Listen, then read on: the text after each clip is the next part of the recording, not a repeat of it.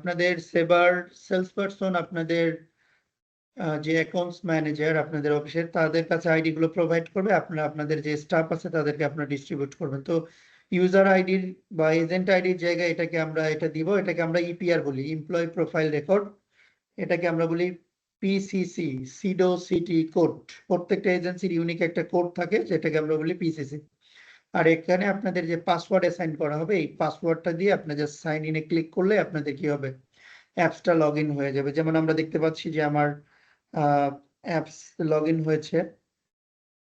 এই যে এখানে খেয়াল করেন, অ্যাপসটা লগ ইন হয়ে যাওয়ার পর আমাদের যে সিম্বলগুলোর কথা বললাম, আপনারা অনেক সময় কনফিউজড হয়ে যান যে সিম্বলগুলো আমরা বের করব কিভাবে। তো তাদের জন্য আমি একটু রিভিউ করে দিচ্ছি। দেখেন, কিবোর্ডে ইকুয়ালে প্রেস করলে, আপনারা যদি ইকুয়ালে প্রেস করেন তাহলে ডিসপ্লে সিম্বলটা পাবেন। কিবোর্ডে আপনারা যদি থার্ড ব্র্যাকেট এটাতে প্রেস করেন তাহলে চেঞ্জ কি পাবেন। এরপরে আপনারা যদি ইনভার্টেড কমা এইটাতে প্রেস করেন তাহলে পাবেন ক্রস অফ লরেন্স সিম্বলটা। এরপর ব্যাকস্ল্যাশ এটাতে প্রেস করলে পাবেন এন্ড আইটেম। এরপরে মাইনাসে যদি প্রেস করেন তাহলে পাবেন হচ্ছে, এটাকে আমরা বলি নেম অ্যান্ড রেঞ্জ কি। সো আমরা যদি কিবোর্ডে তাকাই তাহলে এখানে দেখেন এই যে সিম্বল গুলো মেনশন করে দেওয়া আছে, কোনটাতে আমরা প্রেস করলে কোন সিম্বলটা পাবো। আশা করি এটা নিয়ে আপনাদের আর কনফিউশন থাকার কথা না। এখন আমরা চলে যাই আমাদের সরাসরি রেড 360। এখানে আমরা যখন রেড 360 অ্যাপস ওপেন করব, ওপেন করার পরে আমাদের এরকম যদি দেখেন ওয়ার্কফ্লো লেখা থাকে, তাহলে আমরা কি করব, এটা হাইড করার জন্য ওয়ার্কফ্লোতেই ক্লিক করব। আবার যদি অ্যাপ্লিকেশনে অপশনটা উঠে থাকে তাহলে অ্যাপ্লিকেশনে ক্লিক করে আমরা ক্লোজ করব। অর্থাৎ অ্যাপ্লিকেশনে প্রথম ক্লিকে ওপেন হবে, সেকেন্ড ক্লিকে ক্লোজ হবে। আর যদি ওপেন থাকে ক্লিক করলে ক্লোজ হয়ে যাবে। আমরা বেশিরভাগ কি করব, টাইপ কমান্ড, এটা দিয়ে আমরা জিডিএস বুকিং গুলো করতে পারি, অথবা আমাদের এই যে কমান্ড হেল্পার, এখানে ক্লিক করে ম্যানুয়াল কমান্ড, এখান থেকেও আমরা জিডিএস এর বুকিং গুলো করতে পারি। তবে এখানে একটা বিষয় আছে, সেটা হচ্ছে আমরা যদি শুধুমাত্র এনডিসির বুকিং করি সেক্ষেত্রে আমরা কোনো কোড ইউজ করবো না। সেক্ষেত্রে আমরা এই যে কমান্ড হেল্পারে ক্লিক করার পরে এয়ার অপশনে ক্লিক করে এরপরে এই যে ফেয়ার শপ থেকে আমরা কাজ করব। তো আমরা এটা পরে আলোচনা করব, আমরা নরমাল জিডিএস বুকিং গুলো নিয়ে আগে আলোচনা করি। ভিডিও কি সবাই দেখতে পাচ্ছে? আমি তো দেখতে পাচ্ছি না স্ক্রিন। আপনি তাহলে ডিসকানেক্ট হয়ে আবার কানেক্ট করেন, অনেক সময় নেটওয়ার্কের প্রবলেমের কারণে দেখতে পাওয়া যায় না। ওকে, বাকিরা কি দেখতে পাচ্ছেন স্ক্রিন? জি স্যার, আমরা দেখতে পাচ্ছি। জি আমরা দেখতে পাচ্ছি। আচ্ছা, যারা দেখতে পাচ্ছি। ওকে, যারা দেখতে পাচ্ছেন না তারা মিটিং থেকে বের হয়ে আবার মিটিং এ জয়েন করেন। Thank you. ওকে, দেখতে পাচ্ছি স্যার। ওকে, গুড। আমরা দুইটা জিনিস আপনাদের শেখাবো, একটা হচ্ছে লোয়েস্ট অ্যাভেলেবল ফেয়ার কিভাবে সার্চ করবেন, এটা একটা। আর একটা হচ্ছে ওয়ান দিয়ে আমরা অ্যাভেলেবিলিটি সার্চ করব, এটা একটা। তো আমরা প্রথমে ওয়ান দিয়ে আপনাদের লোয়েস্ট অ্যাভেলেবিলিটি সার্চ করাও দেখাবো, এবং হচ্ছে এখান থেকে তিনটা অপশনে কিভাবে আপনি ভাড়া দেখতে পারবেন সেটা নিয়ে আমরা কথা বলবো। তো সেবারে অ্যাভেলেবিলিটি চেক করার জন্য ম্যান্ডেটরি কমান্ড ওয়ানের পরে আমরা ট্রাভেল ডেট দিব। ধরেন আমার ক্লায়েন্ট 20 এপ্রিল। আমরা নোট দিয়ে রাখি প্রত্যেক 12 মাসের আমরা ফার্স্ট 3 লেটার কোড হিসেবে ইউজ করব। এপ্রিল মাসের কোড আমরা ইউজ করেছি এপিআর। আর ক্লায়েন্ট ট্রাভেল করবে 20 এপ্রিল। উনি ট্রাভেল করবে ঢাকা থেকে ট্রাভেল করবে, আমরা সিঙ্গাপুরেই দিতে পারি, কোনো অসুবিধা নাই, সিঙ্গাপুরে আমরা দিলাম। আমরা এতটুকু পর্যন্ত দিয়ে যদি এন্টার দেই, এটাকে আমরা বলি নিউট্রাল অ্যাভেলেবিলিটি। অর্থাৎ এই রুটে যতগুলো এয়ারলাইন্সের ফ্লাইট আছে সবগুলো ফ্লাইটই শো করবে, সব এয়ারলাইন্সের। এখানে আরেকটা বিষয় খেয়াল করেন, আপনারা অনেক সময় বলেন যে আপনাদের ফ্লাইট অনলি 11টা পর্যন্ত শো করে। তো আপনি যদি নেক্সট পেজে যেতে চান তাহলে ওয়ান ডিসপ্লে দিয়ে পেজ চেঞ্জ করতে হবে। ওয়ান ডিসপ্লে দিয়ে এন্টার দিলে এইভাবে পেজ চেঞ্জ হতে থাকবে। আমি আবারও রিপিট করি, আমরা যদি ওয়ান দিয়ে অ্যাভেলেবিলিটি সার্চ করার পরে পরবর্তী পেজগুলোতে মুভ করতে চাই, ওয়ান ডিসপ্লে করে করে আমরা মুভ দিব। এখন আমরা যদি আবার প্রথম পেজে আসতে চাই তাহলে ওয়ান ডিসপ্লে দিয়ে অরিজিনাল অ্যাভেলেবিলিটি। তো আমরা দুইটা অপশন শিখলাম এখানে, পেজ চেঞ্জ করা এবং ফার্স্ট পেজে আসা। তো ফার্স্ট পেজে আসার এন্ট্রিটা হচ্ছে one display Oliver alpha original availability, যেটা আমরা বলি। তাহলে দেন ফার্স্ট পেজে চলে আসছে। এখানে কারো কোনো কনফিউশন আছে?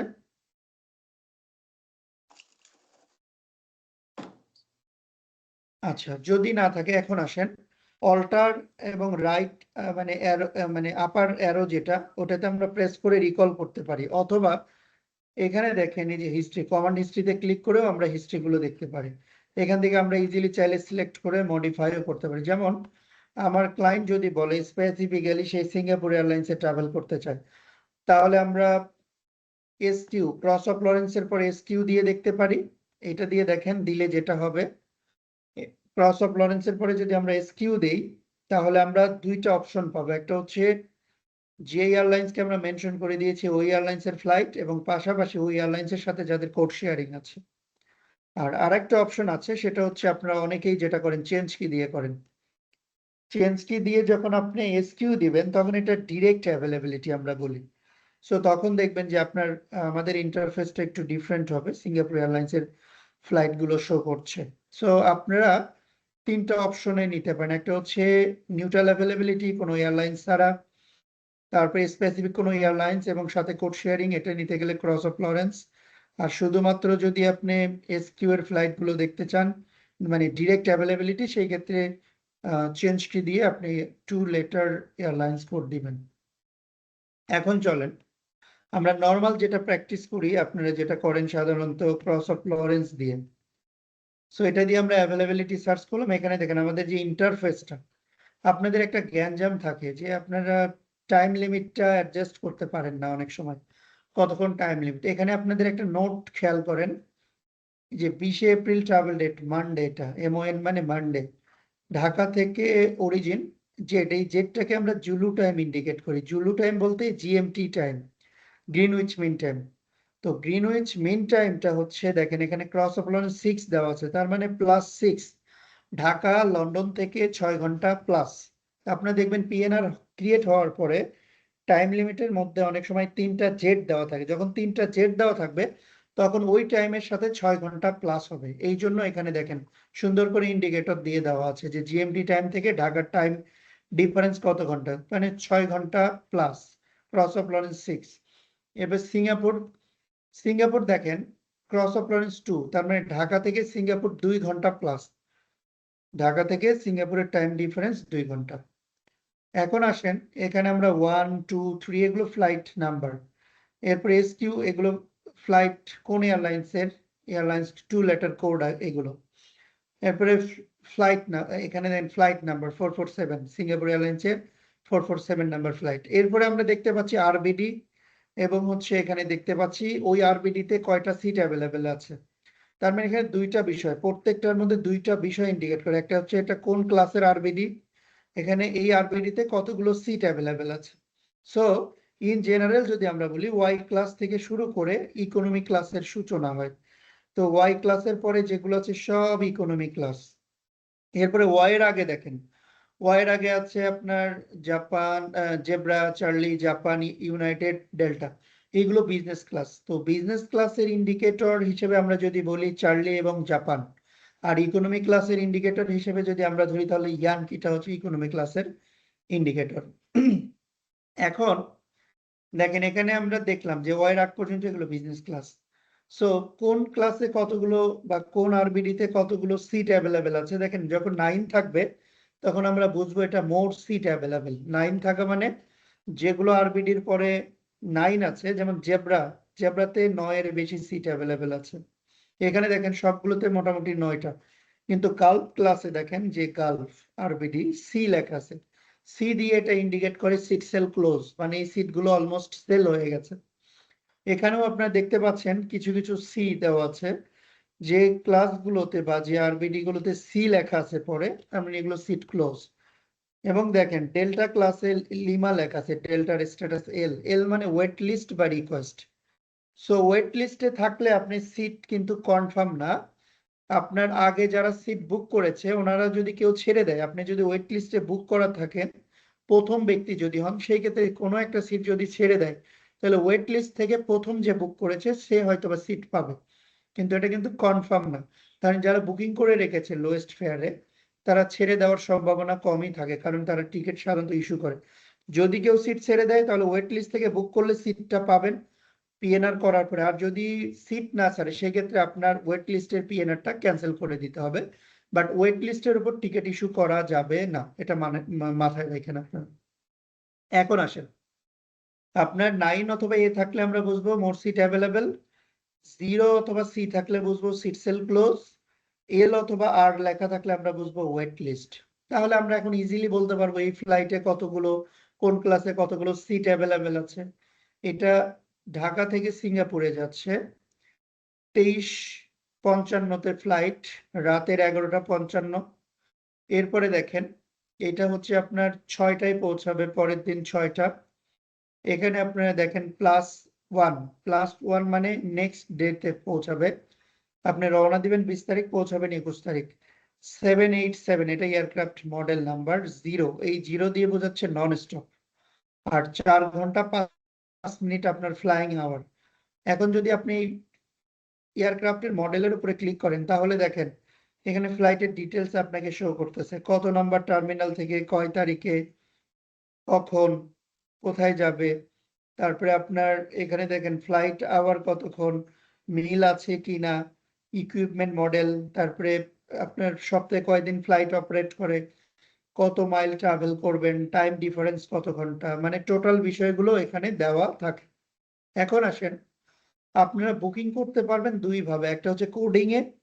যেমন আমরা যদি কোডিং এ বুক করতে চাই, আমার ক্লায়েন্ট বললো আমি ইয়ানকি ক্লাসের ভাড়া জানতে চাচ্ছি সিঙ্গাপুর এয়ারলাইন্স, তাহলে আপনার 0 ম্যান্ডেটরি কমান্ড, এরপরে 1 নাম্বার অফ প্যাসেঞ্জার, যদি একটা সিট নিতে চান তাহলে 1, আর একাধিক সিট যদি নিতে চান তাহলে আমি 2টা সিট নিব, তাহলে 0-র পরে 2 দিব, এরপর আমার ক্লাস কোড দিব Y, এরপর আমি কত নম্বর ফ্লাইট থেকে নিচ্ছি, 1 নম্বর ফ্লাইট। আর যদি আমি এটা কানেক্টিং ফ্লাইট নিতাম 2 নাম্বার আর 3 নাম্বার, তাহলে এখানে 2 দেওয়ার পরে আমরা ডিসপ্লে দিতাম, এতটুকুই পার্থক্য। যেহেতু আমি নন স্টপ ফ্লাইট নিব তাহলে Y এর পরে আমি 1 দিতেছি, কারণ 1টা হচ্ছে এই ফ্লাইটটা হচ্ছে নন স্টপ ফ্লাইট, কোথাও থামবেন। এটা দিয়ে যখন আমি এন্টার দিলাম, আমার দেখেন ফ্লাইটের সিটটা অ্যাভেল হইলো 2টা। আমরা এখানে দেখতে পাচ্ছি যে 2টা সিট দিয়েছে, কিভাবে বুঝবো, SS2 মানে সিট সেল 2। এখানে দেখেন 23:55, এটা আমার ফ্লাইট ছাড়ার সময়, পৌঁছানোর সময় এটা নেক্সট ডে আমরা পৌঁছাবো। আর এখানে 1 number segment Singapore Airlines 447 number flight Yankee class 20 April Monday. এখন আমি যদি রিটার্নটা নিতে চাই 1 আওয়ার, আমি রিটার্ন করব ধরেন 25 এপ্রিল, তাহলে আমি 1 আওয়ারের পরে 1 আওয়ার মানে অ্যাভেলেবিলিটি 1 দিয়ে অ্যাভেলেবিলিটি বোঝাচ্ছে, আর মানে রিটার্ন অ্যাভেলেবিলিটি 25 এপ্রিল দিয়ে এন্টার দিলে রিটার্ন মানে ফ্লাইটটা আমাকে শো করবে যে সিঙ্গাপুর ঢাকা, এটাও নন স্টপ ফ্লাইট। এখানে আমরা দেখতে পাচ্ছি প্রথমটাতে বেশিরভাগই সিট নেই, তাহলে আমরা সেকেন্ড ফ্লাইট এইটা থেকে আমরা নিব। আমি প্রথমবার নিয়েছি আপনার কোডিং এর মাধ্যমে, এবার নেব ক্লিক করে। দেখেন আমরা ওয়াই ক্লাসে যদি আমার ক্লায়েন্ট বলে থাকে ওয়াই ক্লাসের উপরে একটা ক্লিক করব, করার পরে এখানে আমার অপশন চলে আসছে, এখানে ক্লিক করার পরে এই যে নাম্বারের উপর, তাহলে দেখেন আমি আপ টু 9 পর্যন্ত সিট নিতে পারবো। এখন যদি আমি 2 জনের জন্য সিট সেল করতে চাই 2-তে ক্লিক করব, এখানে আমার ইয়ানকি ক্লাস সিলেক্ট করা আছে, আর এখানে সেল অপশনে যে আমি কি করলাম, তাহলে আমরা 2টা অপশনেই কি করতে পারবো। ক্রস অফ লরেন্স দিয়ে যখন অ্যাভেলেবিলিটি নিব তখন আমরা কোডে বুকিং করতে চাইলে কোডে বুকিং করতে পারবো, ক্লিক করে বুকিং করতে চাইলে ক্লিক করে বুকিং করতে পারবো। আচ্ছা আমি একটু দেখি যে সব, জি জি বলেন, কোনো কিছু বলার স্যার থাকলে বলতে পারেন। স্যার, জি আমি তো ওই যে ছিলাম না, একটু গ্যাপ ছিল, আমি জাস্ট একটু বোঝার জন্য। স্যার একসাথে কি স্যার মানে যাওয়া আসাটা চেক করা যায় না, যেটা আমরা ওই যে ওটিটি তে মানে করতে পারি সহজভাবে? যেমন এটা তো 2বারে হয়, একসাথে স্যার করা যাবে না স্যার? হ্যাঁ যাবে, ওটা আমাদের যাবে যখন জিআর এন্ট্রিটা আছে জিআর এন্ট্রি থেকে করা যাবে। বোঝা গেছে? আচ্ছা আচ্ছা। না ওই যে অনেক জি সময় বলছি। রিটার্ন টিকেট চাই না, যে আমি ঢাকা সিঙ্গাপুর যাওয়া আসা এত তারিখে, তখন তো একসাথে আপনার ওই ইয়াটা টাইম টেবিল গুলো দিতে হয়, মানে এর জন্য আর কি বললাম। হ্যাঁ ওটাও করা যাবে, কোনো সমস্যা নেই। হ্যাঁ ওটাও আচ্ছা করা যাবে। জিআরএনটিটা একটু বলবেন স্যার, আমি বুঝিনি।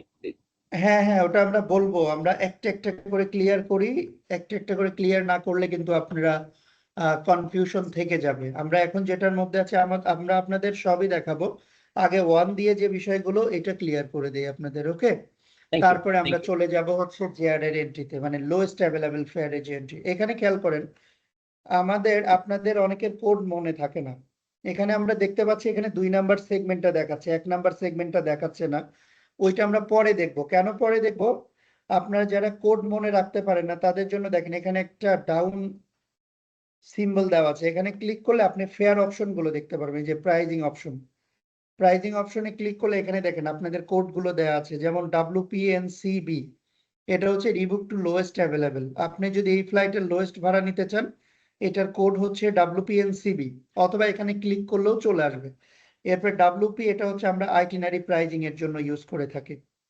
সো এইভাবে আপনি কি করতে পারবেন প্রাইজিং। আমি আপনাদের ওই কোডিং গুলো এই জন্য দেখাচ্ছি যে যাতে আপনারা ইজিলি কি করতে পারেন। কোড মনে না থাকলে এখানে প্রাইজিং অপশন থেকে এই যে WP, তারপর WPA অল্টারনেটিভ প্রাইজিং, যারা ব্যাগেজ নিতে চান 1 পিস 2 পিস 3 পিস, তো WPA এটা হচ্ছে আমাদের অল্টারনেটিভ প্রাইজিং। এখান থেকে আমরা অপশন গুলো দেখতে পারি যে এই আরবিডি তে কতগুলো অপশন দেওয়া আছে প্রাইজিং। আর আরেকটা অপশন হচ্ছে WPNI, এটা হচ্ছে আপনার যেটা বললেন যে সরাসরি লোয়েস্ট ভাড়া যাওয়া আসার দেখবো কিভাবে। তো আমাদের এখানে 3টা এন্ট্রি যদি আপনারা মনে রাখেন, একটা হচ্ছে WPNCB, আর একটা হচ্ছে WPA এর পরে এয়ারলাইন্স কোড, আর একটা হচ্ছে WPNI। এই 3টা এন্ট্রি আমি আপনাদের একটু অ্যাপ্লিকেশনটা দেখাই, দেখালে আপনারা ক্লিয়ার হয়ে যাবেন যে এটা দিয়ে কি বোঝায়। যেমন ডিসপ্লে এ করলাম আমরা, ডিসপ্লে এ করলে দেখেন আমাদের, যেমন আমি একটা নতুন বুকিং করেছি, জাস্ট কি করেছি যে আপনাদের অ্যাভেলেবিলিটি সার্চ করে সিট বুক করেছি, সিট সেল করেছি। এখানে আপনাদের একটা জিনিস খেয়াল করেন, অনেকে আমাদের কোশ্চেন করে যে এখানে 1 দিয়ে কি বোঝাচ্ছে, এখানে 6 দিয়ে কি বোঝাচ্ছে। সো এখানে সবগুলো, এখানে 1টা segment number SQ Singapore Airlines 447 flight number Y class বা RBD 20 এপ্রিল। এখানকার 1টা হচ্ছে মানডে। আমাদের গ্লোবাল এভিয়েশন ইন্ডাস্ট্রিতে সপ্তাহ শুরু হয় সোমবার থেকে, এই জন্য সোমবার ইন্ডিকেট করে 1 দিয়ে। আর এখানে 6 এটা হচ্ছে আপনার ইন্ডিকেট করে শনিবার। হ্যাঁ, এরপরে দেখেন এখানে ঢাকা সিঙ্গাপুর, এখানে SS2 মানে সিট সেল 2, 2টা সিট নিয়েছে। আর এখানে যদি ইউসি থাকতো UC2, তাহলে আপনি বুঝবেন যে এয়ারলাইন্স আপনাকে সিট দেয় না। ইউসি থাকা মানে আনএবল টু কনফার্ম। এই জন্য যখন সিট সেল করবেন তখন দেখবেন SS লেখা আছে না UC লেখা আছে। আর এখানে ফ্লাইট নাম্বার এগুলো অল ওকে। এখন দেখেন আমরা যেটা বলতে যাচ্ছিলাম, ভাড়া দেখবেন কিভাবে। এখানে তো আমরা 2টা সিট নিয়েছি, আমরা যদি শুধু অ্যাডাল্টের ভাড়া দেখি তাহলে WPA, এরপরে আমরা কোন এয়ারলাইন্স, এখানে সিঙ্গাপুর এয়ারলাইন্স। এই কোডটা আমরা ইউজ করব আইটিনারি প্রাইজিং চেক করার জন্য। যেমন এই আইটিনারিতে যে ক্লাসে বুক করেছি ওই ক্লাসের ভাড়া চেক করার জন্য আমরা এন্ট্রি ইউজ করব WP, এটা ম্যান্ডেটরি। SQটা হচ্ছে এয়ারলাইন্স কোড, যখন মালয়েশিয়ান এয়ারলাইন্স থাকবে MH, সিঙ্গাপুর যখন থাকবে SQ, বিমান যখন থাকবে BG। সো আমরা ওইভাবে WP এটা ফিক্স থাকবে আইটিনারি প্রাইজিং চেক করার জন্য, বা যে ক্লাসে বুক করেছেন ওই ক্লাসের ভাড়া দেখার জন্য। এখন আপনি এন্টার দেন, এন্টার দিলে আপনার এখানে দেখেন এই যে বেস ফেয়ার দেখাচ্ছে 1445, ইকুইভ্যালেন্ট অ্যামাউন্ট হচ্ছে এই 1445 আসতেছে 1,77,316। এরপরে দেখেন আপনাদের এখানে খেয়াল করেন, এটা হচ্ছে ট্যাক্স, আর এটা হচ্ছে আপনার টোটাল গ্রস ফেয়ার। আমরা যেটা বলি গ্রস ফেয়ার, যে আপনারা বলেন না ক্লায়েন্টের কাছ থেকে কত টাকা নিব, আপনারা এই ফেয়ারটা ক্লায়েন্টের কাছ থেকে নেবেন, বা এখান থেকে আপনি চাইলে কিছু ডিসকাউন্ট দিতে চাইলে দিতে পারেন। এটাকে আমরা বলি গ্রস ফেয়ার। আর এখানে যে টোটাল, এখানে দেখেন সংখ্যা 2 জনের টোটাল ভাড়া এখানে দেখাচ্ছে 3,91,000 এত টাকা। এরপরে দেখেন আপনারা বলেন যে ব্যাগেজ কত কেজি, এই যে দেখেন এখানে যাওয়ার সময় 30 কেজি, আসার সময় হচ্ছে 30 কেজি। এখানে কোন ক্লাস, এই যে ইয়ানকি ক্লাস। এখানে আমাদের ফেয়ার ক্যালকুলেশন এবং ফেয়ার ডিটেলস গুলো দেওয়া আছে।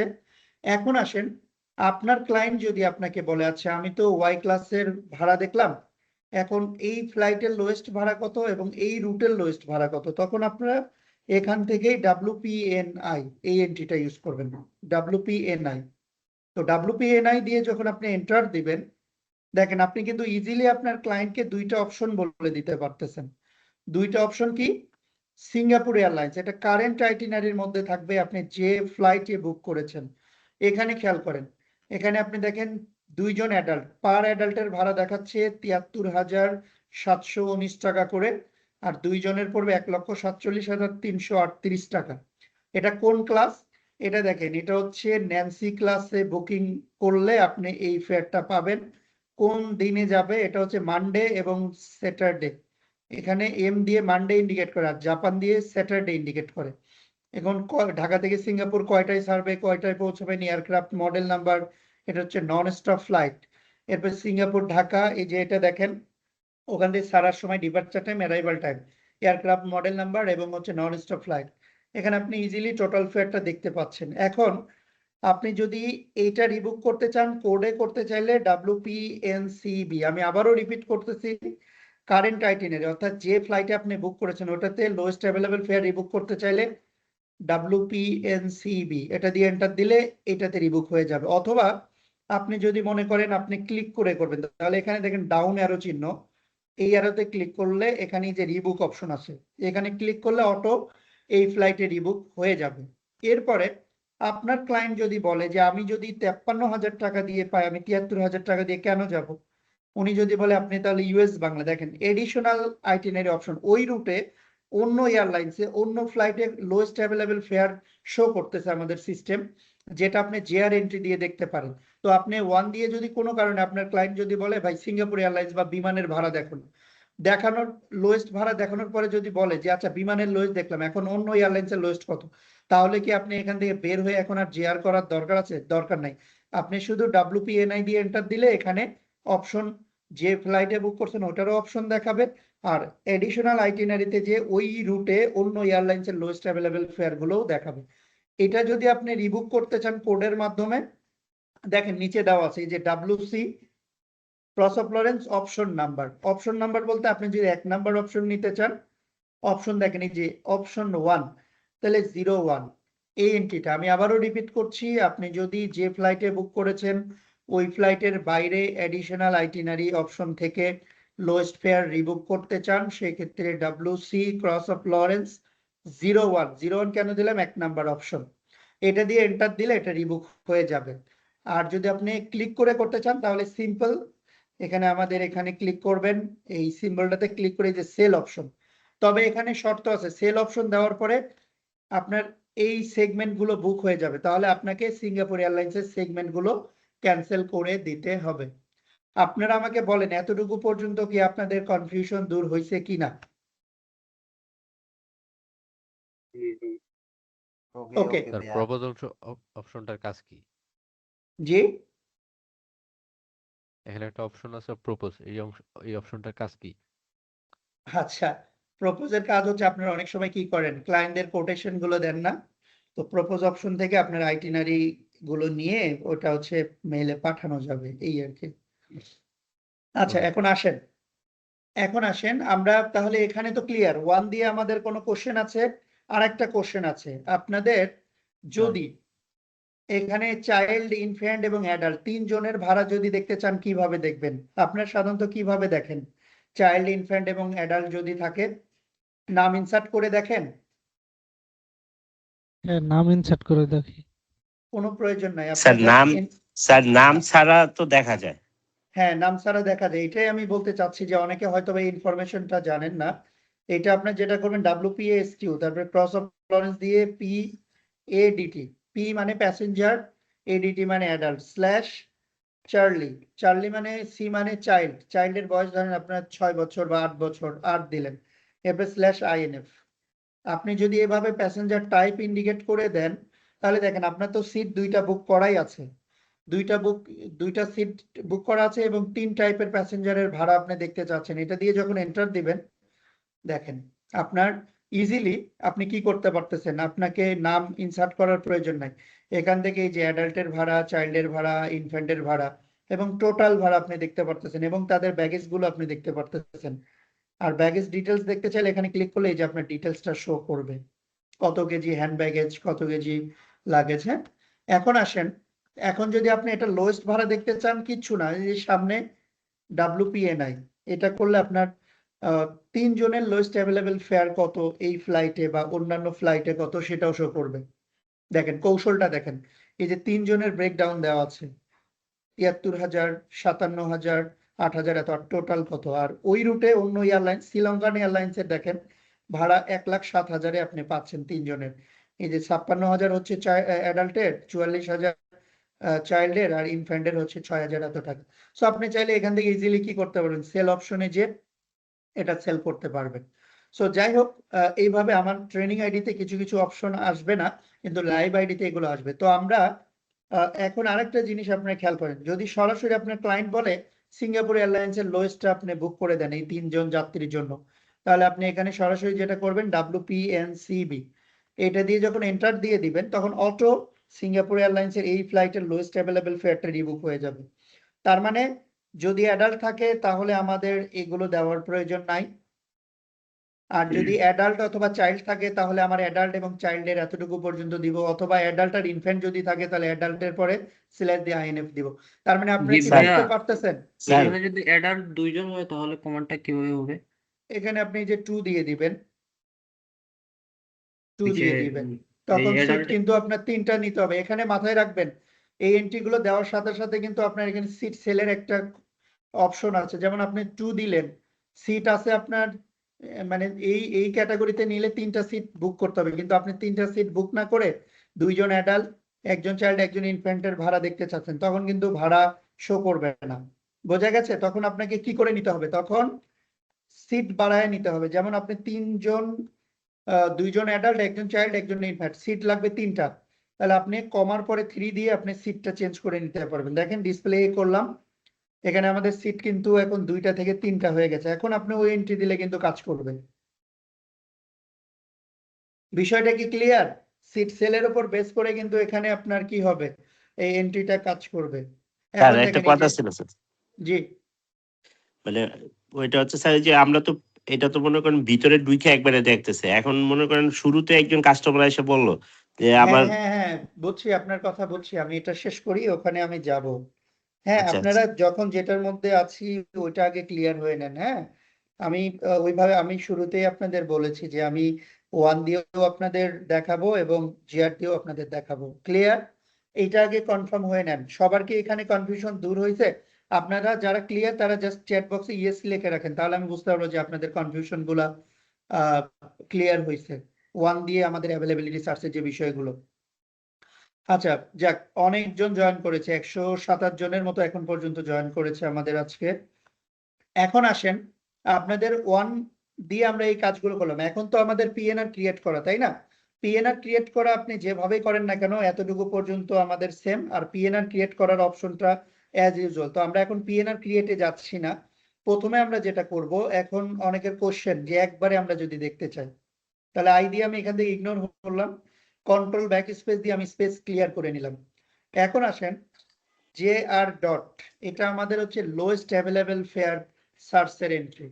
তো JR ডট দেওয়ার পরে আমরা যেখান থেকে জার্নি শুরু করব, যেমন ঢাকা থেকে যদি জার্নি শুরু করি তাহলে DAC, এরপরে সুগার মাইনাস অলিভার ইয়ানকি। এই সুগার মাইনাস অলিভারটা ম্যান্ডেটরি।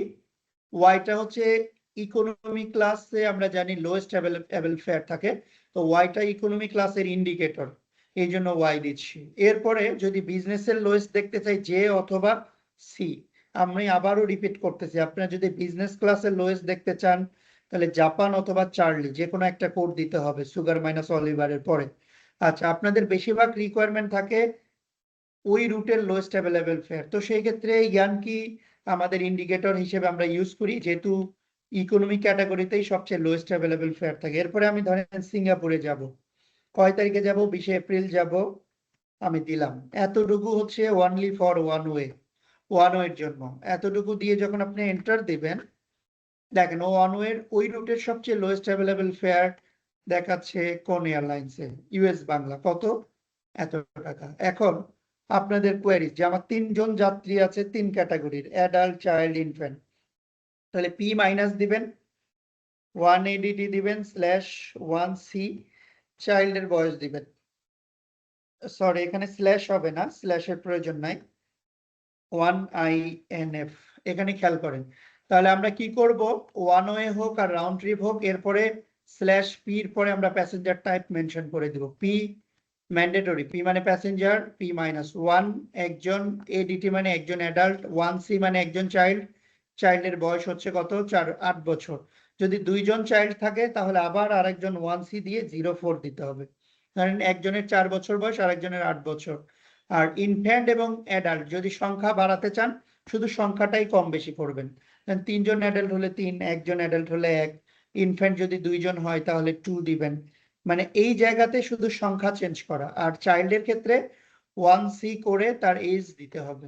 দিয়ে আমরা এন্টার যদি দিই, এখন দেখেন এখানে আইটিনারি অপশন, এখানে 1 নাম্বার অপশনে অ্যাডাল্ট কত 31,744, চাইল্ড 8 বছর যেটা ওর 24,344, যার 4 বছর তার দেখেন 22,344। তার মানে তার এই 4 বছর বয়সী যে শিশু চাইল্ড তার হচ্ছে আপনার ইউটি ট্যাক্স লাগে না। ইনফ্যান্ট এবং 5 বছর পর্যন্ত যে সকল চাইল্ড আছে তাদের ইউটি ট্যাক্স লাগে না। বাট 5 বছর থেকে 11 বছর 364 দিন পর্যন্ত যে চাইল্ড তাদের ইউটি ট্যাক্স লাগে 50%। যদি 4,000 টাকা হয় ইউটি ট্যাক্স দিতে হয় 2,000। এই জন্য দেখেন এই যে 2,000 টাকার একটা গ্যাপ, তার মানে এর ইউটি ট্যাক্স লাগে না আর এর 2,000 টাকা ইউটি ট্যাক্স লেগেছে। এখন আপনি এখান থেকে যদি বুকিং করতে চান JR01 এটা দিয়ে যখন আপনি এন্টার দিবেন তখন সিটটা বুক হয়ে যাবে। এখানে দেখেন আমরা যখন সিট বুক করতে গেছি তখন সিটগুলো সেল হয়ে গেছে, এই জন্য ইউসি লেখা চলে আসছে। তো আমি আবার কি করব, আইডি ইগনোর করব। এখন আপনাদের আরেকটা জিনিস দেখাই, আপনার ক্লায়েন্ট যদি বলে যে আমি সিঙ্গাপুর এয়ারলাইন্সে যেতে চাই, লোয়েস্ট ভাড়া কত, তাহলে এখানে ট্রাভেল ডেটের লাস্টে যে আপনি সিঙ্গাপুর এয়ারলাইন্সের 2 লেটার কোড দিবেন। দেখেন এই যে সিঙ্গাপুর এয়ারলাইন্সের লোয়েস্ট অ্যাভেলেবেল ভাড়া আসতেছে কত, এখানে শো করতেছে। আচ্ছা, আপনাদের এটা গেল ওয়ান ওয়ে রিলেটেড। এখন যদি আমরা রাউন্ড ট্রিপ রিলেটেড জিনিসগুলো দেখাতে চাই তাহলে আসেন, এখানে স্ল্যাশ দিব, সুগার মাইনাস অলিভার ইয়ানকি দিব। দেওয়ার পরে আমি ঢাকাতে ব্যাক করব 27 এপ্রিল। যে কোনো এয়ারলাইন্সের লোয়েস্ট ফেয়ার যদি আমি দেখতে চাই তাহলে sugar JR dot origin slash sugar minus Oliver Yankee destination travel date, আবার slash sugar minus Oliver Yankee, আবার হচ্ছে ডেস্টিনেশন ট্রাভেল ডেট। এটা দিয়ে যখন আমরা এন্টার দিব, এখানে দেখেন এই যে শ্রীলঙ্কান এয়ারলাইন্সের ভাড়া সবচেয়ে কম দেখাচ্ছে। কত দেখাচ্ছে আপনার এখানে একজনের ভাড়া দেখাচ্ছে 53,962। এখন আপনার ক্লায়েন্ট বলছে আমরা 3 জন যাত্রী, একজন অ্যাডাল্ট, একজন চাইল্ড, একজন ইনফ্যান্ট, তাহলে আমাদের কত আসবে? তাহলে আপনি এখানে পির পরে 180, 1 চাইল্ড, চাইল্ডের বয়স ধরেন 1 বছর, এরপরে 1 ইনফ্যান্ট, তার মানে 3 ক্যাটাগরির যাত্রীর আপনি টাইপ দিয়ে দিলেন এবং সংখ্যাটা মেনশন করলেন। এরপরে যদি আপনি এন্টার দেন, দেখেন এখানে ওই রুটে সিঙ্গাপুর শ্রীলঙ্কান এয়ারলাইন্সের ভাড়া সবচেয়ে কম। এখানে দেখেন আপনার দেখতে পাচ্ছেন ঢাকা থেকে কলম্বো যাবে 12:55 ছাড়বে, ঢাকা থেকে কলম্বোতে পৌঁছাবে 15:40। এরপরে দেখেন রাতের 1:50 ছাড়বে, 8:30 আপনি যে পৌঁছাবেন সিঙ্গাপুর। আসারটাও 21:10 ছাড়বে কলম্বো থেকে, আপনি সিঙ্গাপুর থেকে কলম্বোতে পৌঁছাবেন 21:30। এরপরে দেখেন 7:45 ফ্লাইট, এটা পরের দিন কলম্বো থেকে আপনার ঢাকায় আসবে 11:30। এগুলো কানেক্টিং ফ্লাইট, বাট ভাড়া তুলনামূলক কম। বাট আপনি যদি আপনার ক্লায়েন্ট যদি বলে আচ্ছা সিঙ্গাপুর এয়ারলাইন্সের কত, তাহলে এখানে যে আপনি SQ দিয়ে যখন এন্টার দিবেন, এখানে দেখেন সিঙ্গাপুর এয়ারলাইন্সের দেখাচ্ছে 1,29,000, কিন্তু এটা নন স্টপ ফ্লাইট। আপনার ক্লায়েন্ট বললো ভাইয়া সমস্যা নাই, আমাকে সিঙ্গাপুর এয়ারলাইন্সে বুক করে দেন।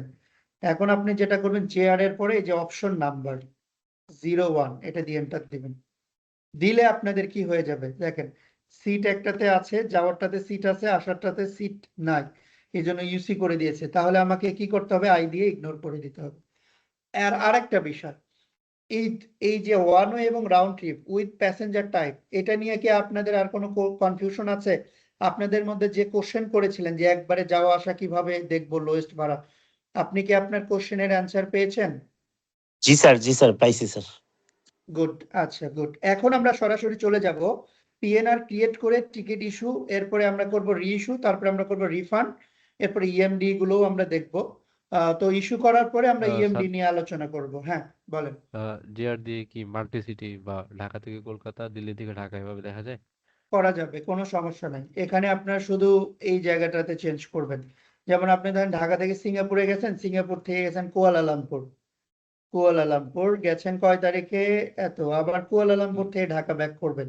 না না স্যার, কুয়ালালামপুর না, মানে একই তো, অন্য কোনো সার্কেল ডেস্টিনেশন ট্রিপের থেকে। কোনো সমস্যা স্যার নেই। এটা তো আমি মাল্টি সিটি না?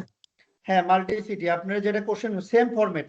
আপনি ঢাকা থেকে কলকাতা দিবেন, কলকাতা থেকে দিল্লি দিবেন, দিল্লি থেকে ঢাকা দিবেন, কোনো প্রবলেম নাই।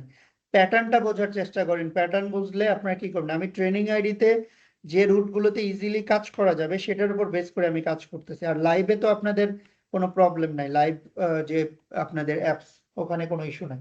দেখেন, এটা দিয়ে আপনি এন্টার দিলে এই যে মাল্টি সিটি বা সার্কেল ট্রিপের এই যে আইটিনারিও আপনাকে শো করবে। আর একটা কোশ্চেন আপনাদের থাকতে পারে, এটা গেল মাল্টি সিটির জন্য। সারফেসের ক্ষেত্রে আপনারা কি করবেন? সারফেস মানে ধরেন ঢাকা থেকে সিঙ্গাপুর গেলেন, তারপরে কুয়ালালামপুর থেকে ঢাকা আসলেন, এরকম একটা কোশ্চেন আপনাদের থাকতে পারে। সেই ক্ষেত্রে আপনারা যেটা করবেন,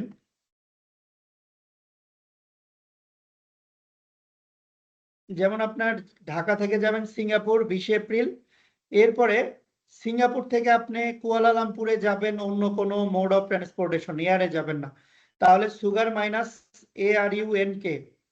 ARUNK মানে অ্যারাইভাল আননোন। হ্যাঁ, এরপরে কুল দিলেন, জার্নিটা আবার শুরু হবে কুয়ালালামপুর, এখানে কোনো ডেট দেওয়া যাবে না। এরপরে সুগার মাইনাস অলিভার ইয়ানকি, এরপরে আপনি ব্যাক করবেন ঢাকা 27 এপ্রিল দিয়ে এন্টার দিলে দেখেন আপনার এই যে ঢাকা থেকে সিঙ্গাপুর যাচ্ছেন 20 তারিখ, আবার কুয়ালালামপুর থেকে ঢাকায় আসতেছেন হচ্ছে কয় তারিখ। এখানে একটা জিনিস আপনাদের শিখায় দেই। আপনার ধরেন আপনার ক্লায়েন্ট মালয়েশিয়ান এয়ারলাইন্সে নেবে, 2 নাম্বার অপশন 02 দেই। এখন আপনারা অনেক সময় বলেন যে সারফেসের এন্ট্রিটা ইনসার্ট করব কিভাবে, এটা নিয়ে আপনাদের কনফিউশন থাকে। কারণ আপনি এর মধ্যে ARN কে ইনসার্ট করবেন কিভাবে। এন্ট্রিটা হচ্ছে 0 ডাবল আলফা, বুঝাইতে পারছি? 0 ডাবল আলফা, এটা দিয়ে দেখেন ARN কে ইনসার্টেড। এখন আপনি দেখেন যে জায়গাটাতে আপনি এয়ার ট্রাভেল করবেন না, এই যে সিঙ্গাপুর থেকে কুল, এখানে ARN কে অ্যাড হয়ে থাকবে। বুঝাইতে পারছি বিষয়গুলো?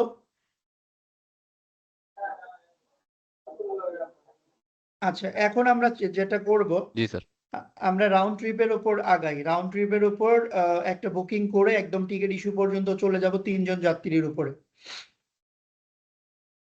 আমরা সিঙ্গাপুর এয়ারলাইন্সে নিলাম 01। আমি একটু দেখি যে সিঙ্গাপুর এয়ারলাইন্সে সিট অ্যাভেল করে কিনা। না, সিট অ্যাভেল করে নাই। আচ্ছা, আমরা এক কাজ করে নিই, সিটটা আমি একটু হায়ার ক্লাসে নিয়ে নিই, তাহলে আমি সিট পাবো। WC আলফা ইয়ানকি করে আমি হায়ার ক্লাসে নিলাম, যেহেতু আমাদের এখানে ফাইন্যান্সিয়াল কোনো ইম্প্যাক্ট নাই। এখানে দেখেন এসএস হয়ে গেছে, বাট তখন এখানে কি ছিল? ইউসি ছিল। আচ্ছা, আরেকটা জিনিস আপনাদের একটু ক্লিয়ার করে দিই, যে আপনার কখন এটা দিচ্ছে বা কখন দিচ্ছে না বুঝবেন কিভাবে। যেমন আমরা সার্চ দিলাম, সে ফর এক্সাম্পল শ্রীলঙ্কান এয়ারলাইন্সে আমরা নিলাম 01। দেখেন, যখন আমাকে সিট দিবে তখন আমার এখানে ফেয়ার ব্রেকডাউন চলে আসবে। আর যদি সিট আমাকে না দেয় তখন কিন্তু ফেয়ার ব্রেকডাউনটা চলে আসবে না। এই যে দেখেন, 2টা সেগমেন্টে পাইছি, 2টা সেগমেন্টে পাই না, ইউসি করে দিয়েছে, তার মানে আমাকে দেবে না। এখন আমি একটু ডেটটা চেঞ্জ করে নিতে পারি, যে অন্য ওই ডেটে আমি নিতে পারি, সমস্যা নাই। শ্রীলঙ্কান এয়ারলাইন্সে আমি নিলাম, সরি সিঙ্গাপুর এয়ারলাইন্সে।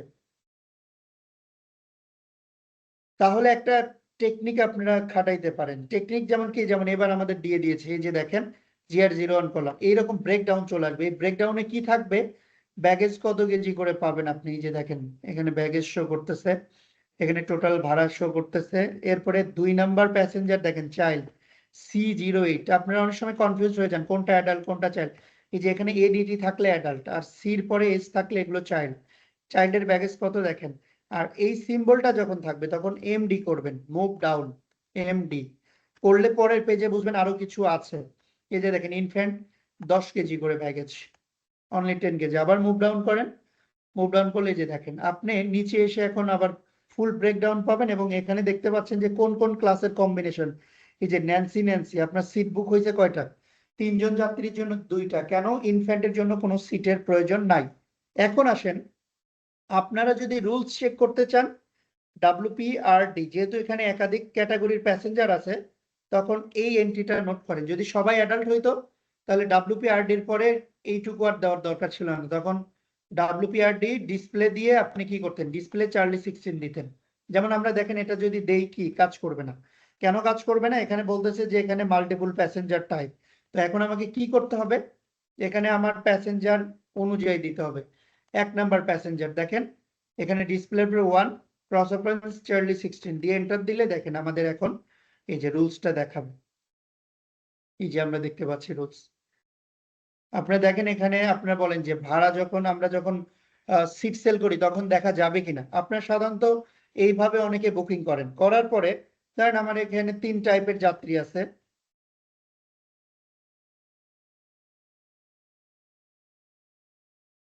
এটা দিলাম আমি নর্মাল, আমরা যেভাবে কি করি অনেকে এটা প্র্যাকটিস করে জিআর দিয়ে না। এখান থেকে প্র্যাকটিস করলে এইভাবে আপনি সেম এন্ট্রি দিয়েও দেখতে পারবেন। জিআর এর ওখানে যেভাবে দিলেন এই যে এই এন্ট্রিটা দিয়ে যখন আপনি সেন্ড দিলেন দেখেন চলে আসলো। এরপরে আপনি যদি মনে করেন যে না আমি গ্রাফিক্যাল দেখবো তাহলে আপনি ভাড়া দেখার এন্ট্রিটা দিবেন। দেওয়ার পরে এই যে টোটাল ভাড়া এটার উপরে একটা ক্লিক করবেন। ক্লিক করলে এখানে দেখেন আপনার এই যে অপশনটা আছে এই অপশনে যে ক্লিক করলে আপনার এখানে প্যাসেঞ্জার টাইপ সিলেক্ট করে নিয়ে আপনি এখান থেকে এই যে 16 নাম্বার পেনাল্টি সেকশনে যে আপনি কি করতে পারবেন ক্যান্সেল রিফান্ড ইস্যু। বোঝা গেছে বিষয়টা? কনফিউশন কি ক্লিয়ার? যে আপনি চাইলে কোডে দেখতে পারবেন এবং গ্রাফিক্যালিও কি করতে পারবেন রুলস দেখতে পারবেন। আচ্ছা ওই যে টাকা দিলে রাখেন আর যদি না দেয় তাহলে কিছু করেন না। হ্যাঁ আচ্ছা এরপরে আসেন, এরপরে আমরা চলে যাই। আপনাদের বলছিলেন যে ব্যাগেজ তারপরে কিভাবে দেখবো। আপনারা দেখেন বুকিং করার সময়ও সিট সেল মানে সিটের অপশনও দেখতে পারবেন। কিভাবে দেখবেন? ভাড়া দেখার এন্ট্রি আপনি WPNCB করেন আর WPNI করেন, যাই করেন না কেন এখানে টোটাল ভাড়ার উপরে ক্লিক করে আপনি দেখবেন যে এখানে এক্সট্রা ব্যাগেজ নেওয়া যাবে কিনা। তারপরে সিট ম্যাপ দেখতে চাইলে সিট ম্যাপ দেখতে পারবেন। তবে এটা করবেন কি আপনার বুকিং করার সময় আপনি চেক করতে পারবেন কিন্তু সেভ করতে পারবেন না। আর পিএনআর করার পরে আপনি এগুলো ইজিলি সেভ করে নিতে পারবেন। তো এখন শুধু আপনি দেখতে পারবেন। এখানে দেখেন এই যে প্যাসেঞ্জার টাইপ ইস্যু, তার মানে আপনার যাত্রী না থাকার কারণে পিএনআর না থাকার কারণে এখানে ওরা এইভাবে দেখাচ্ছে। আবার এয়ার এক্সট্রা, আপনি যদি এক্সট্রা ব্যাগেজ নিতে চান এই যে এক্সট্রা ব্যাগেজের অপশন আছে, মিল নিতে চাইলে মিল অপশন আছে, আপনি এখান থেকে কোটেশন গুলো দিয়ে দিতে পারবেন।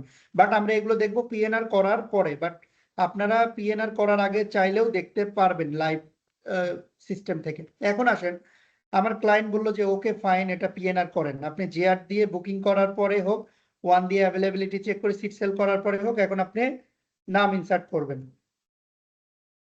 এখানে আমরা দেখেন মাইনাস লাস্ট নেম দিলাম, এরপরে আমরা দিলাম ধরেন আমি ছোট ছোট নাম ইউজ করতেছি সুবিধার্থে।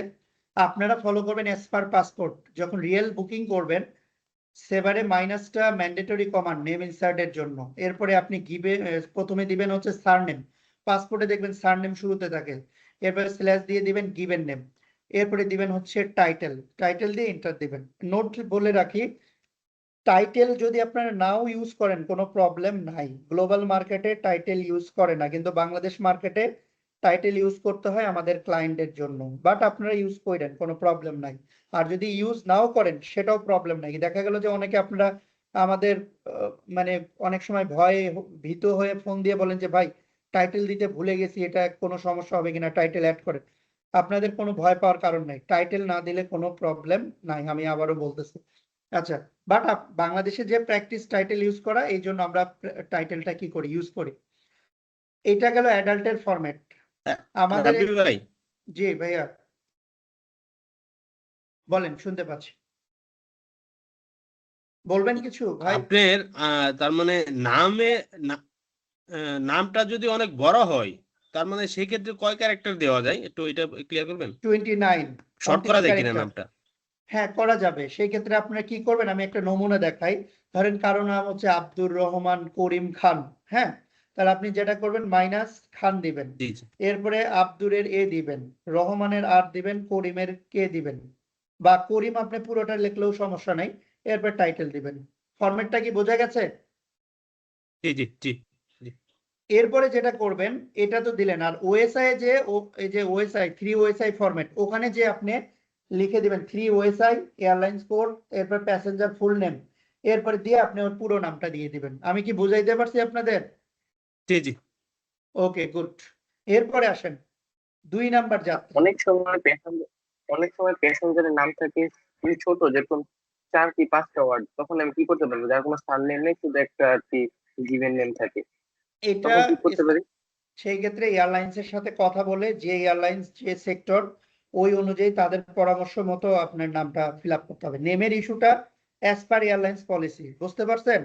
যেমন আপনার দেখবেন সিঙ্গেল নেম থাকলে আপনারা আমাদের বলেন ফোন দিয়ে, সিঙ্গেল নেম থাকলে আপনার ডিরেক্টলি এয়ারলাইন্সকে ফোন দিবেন, ফোন দিয়ে বলবেন যে ভাই ঢাকা থেকে অমুক সেক্টরে যাব। এটার পলিসি কি, যেমন আপনার ইউএস বাংলা এয়ারলাইন্সের আপনার যদি ঢাকা সৌদি আরবের সেক্টর হয়, ঢাকা জেদ্দা, ঢাকা মদিনা, তাহলে ওদের লাস্ট নেম যদি থাকে এরপরে একটাই যদি নাম থাকে তাহলে ফাদার্স নেম দিতে হয়, বুঝাইতে পারছি? আর জি যদি জি অন্য সেক্টর হয়, অন্য সেক্টর গুলোতে কিন্তু লাস্ট নেমই দুইবার দিতে হয়। তো এটা আমরা বলি না, জিডিএস বলি না এই জন্য কারণ এয়ারলাইন্সের পলিসি আমাদের থেকে এয়ারলাইন্স ভালো জানবে। তো কিছু কিছু বিষয় আছে, যেমন রুলস নিয়ে আপনাদের প্রবলেম হলে আপনারা এয়ারলাইন্সের সাথে ক্রস চেক করবেন, নেমের কোনো ইস্যু থাকলে এয়ারলাইন্সের সাথে ক্রস চেক করবেন, ইনভলেন্টারি রিইস্যু রিফান্ড হলে ওয়েবার কোড বা রিমার্কস এর জন্য এয়ারলাইন্সের সাথে কথা বলবেন। বুঝাইতে পারছি তাই না? জি এখন আসেন, আমরা 2 নম্বরে নিব চাইল্ড। চাইল্ডের ক্ষেত্রে খেয়াল করবেন চাইল্ড ছেলে না মেয়ে, যদি ছেলে হয় মাস্টার, মেয়ে হলে মিস। আর চাইল্ডের বয়স শুরু হয় 2 বছর থেকে 12 বছরের কম। তো এখানে দেখেন ওর লাস্ট নেম মাইনাসের পরে, তারপরে ফার্স্ট নেম, এরপরে টাইটেল, এরপর ডিসপ্লে দিয়ে আপনারা এখানে ভুল করেন। আপনারা অনেকে পি মাইনাস সি দেন, এরকম হবে না, আমাদের দিতে হবে সি এর পরে ওর অ্যাকচুয়াল এজ, এখানে কত বছর বয়স এই ফরম্যাটটা ফলো করবেন। Title display Charlie, Charlie mandatory, এরপরে 8 বছর হলে এভাবেও দেওয়া যাবে না, 8 বছর হলে মানে 9 এর আগ পর্যন্ত জিরোটা দিয়ে করতে হবে, এটা দিয়ে এন্টার দিলেন। এরপরে মাইনাস ইনফ্যান্টের ক্ষেত্রে ইনফ্যান্ট উইদাউট সিট, এই জন্য আমরা মাইনাস আই স্ল্যাশ দিব। এরপরে দিব last name slash first name, এরপরে হচ্ছে টাইটেল, ছেলে হলে মাস্টার হবে, যদি ফিমেল হইতো মিস হইতো। এরপরে ইনফ্যান্ট ইন্ডিকেটর, এরপরে ওর বয়স কত মাস।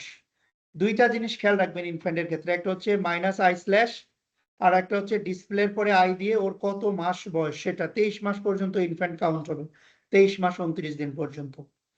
এইটা দেন। এখন ডিসপ্লে দিয়ে চেক করেন যে নামগুলো ঠিকঠাক আছে কিনা, এখনো অপশন আছে, যদি কোনো নাম ভুল করেন তাহলে আপনি এখানে কি করবেন, এখান থেকে ডিলিট করতে পারবেন, মডিফাই করতে পারবেন, কিন্তু পিএনআর করার পরে ওই অপশন নাই। আর কোনো কারণে আপনারা যদি এজ ভুল করে দেন, এজ কিন্তু চেঞ্জ করা যায়, যেমন মাইনাস, এরপর ধরেন 2 নম্বর লাইনে ওর বয়স হচ্ছে 6 বছর কিন্তু আপনি ভুলে দিয়েছেন 8, তাহলে -2 চেঞ্জ কি ডিসপ্লে দিয়ে চার্লি 06, এটা দিয়ে যখন এন্টার দিবেন ডিসপ্লে করেন। আর যদি কোনো নাম রিমুভ করতে চান তাহলে ধরেন 2 নাম্বার নামটা রিমুভ করবেন, তাহলে মাইনাসের পরে 2, এই যে নামের সিরিয়াল নাম্বার দেখেন। আর 3 নাম্বারটা রিমুভ করতে চাইলে মাইনাসের পরে 3 চেঞ্জ কি। বুঝাইতে পারছি? এটা গেল নেম চেঞ্জ। এখন আসেন আমরা যেটা করব, এজেন্সি কন্টাক্ট ডিটেলস দিব। 9 এর পরে এজেন্সি কন্টাক্ট ডিটেলস আমরা দিব যে এজেন্সি থেকে বুকিংটা হবে। এখন যেহেতু সেভার থেকে আমরা বুকিং করতেছি, 9 এর পরে আমরা দিলাম সেভার বাংলাদেশ। যে বুকিং করবে তার ফোন নাম্বার, যে রিজার্ভেশন অফিসার এবং রেফারেন্সের রিজার্ভেশন অফিসারের নাম। ফরম্যাটটা আমি আবার রিপিট করি। 9 এর স্যার পরে কিছু তো শোনা যাচ্ছে না। এটা মনে হয় ইন্টারনেটের প্রবলেম, বাকিরা কি শুনতে পাচ্ছেন? জি শুনতে শোনা পাচ্ছি। যাচ্ছে। Okay good. তাহলে এটা হচ্ছে আমরা 9 ফিল্ডটাকে বলবো কন্টাক্ট ডিটেলস ফিল্ড, এটা এজেন্সির কন্টাক্ট ডিটেলস যাবে। এরপর 7TAW স্ল্যাশ, এটা হচ্ছে টিকিটিং টাইম লিমিট, অর্থাৎ বুকিংটা কতক্ষণ করে রাখতে পারবেন, এয়ারলাইন্স আপনাকে ওই টাইম লিমিটটা দিয়ে দেবে 7TAW স্ল্যাশ দিলে। এরপরে রিসিভ করব আমরা 6 এর পরে আপনার নামের একটা লেটার, যেমন মিস্টার রাব্বি, 6 এর পরে আমি রাব্বির একটা ইনিশিয়াল দিলাম, বা আমি রাব্বি যদি ফুল দিই কোনো সমস্যা নেই দিলাম। এরপরে আমি ইয়ার করব, ইয়ার মানে এন্ড এন্ড ডেটিভ।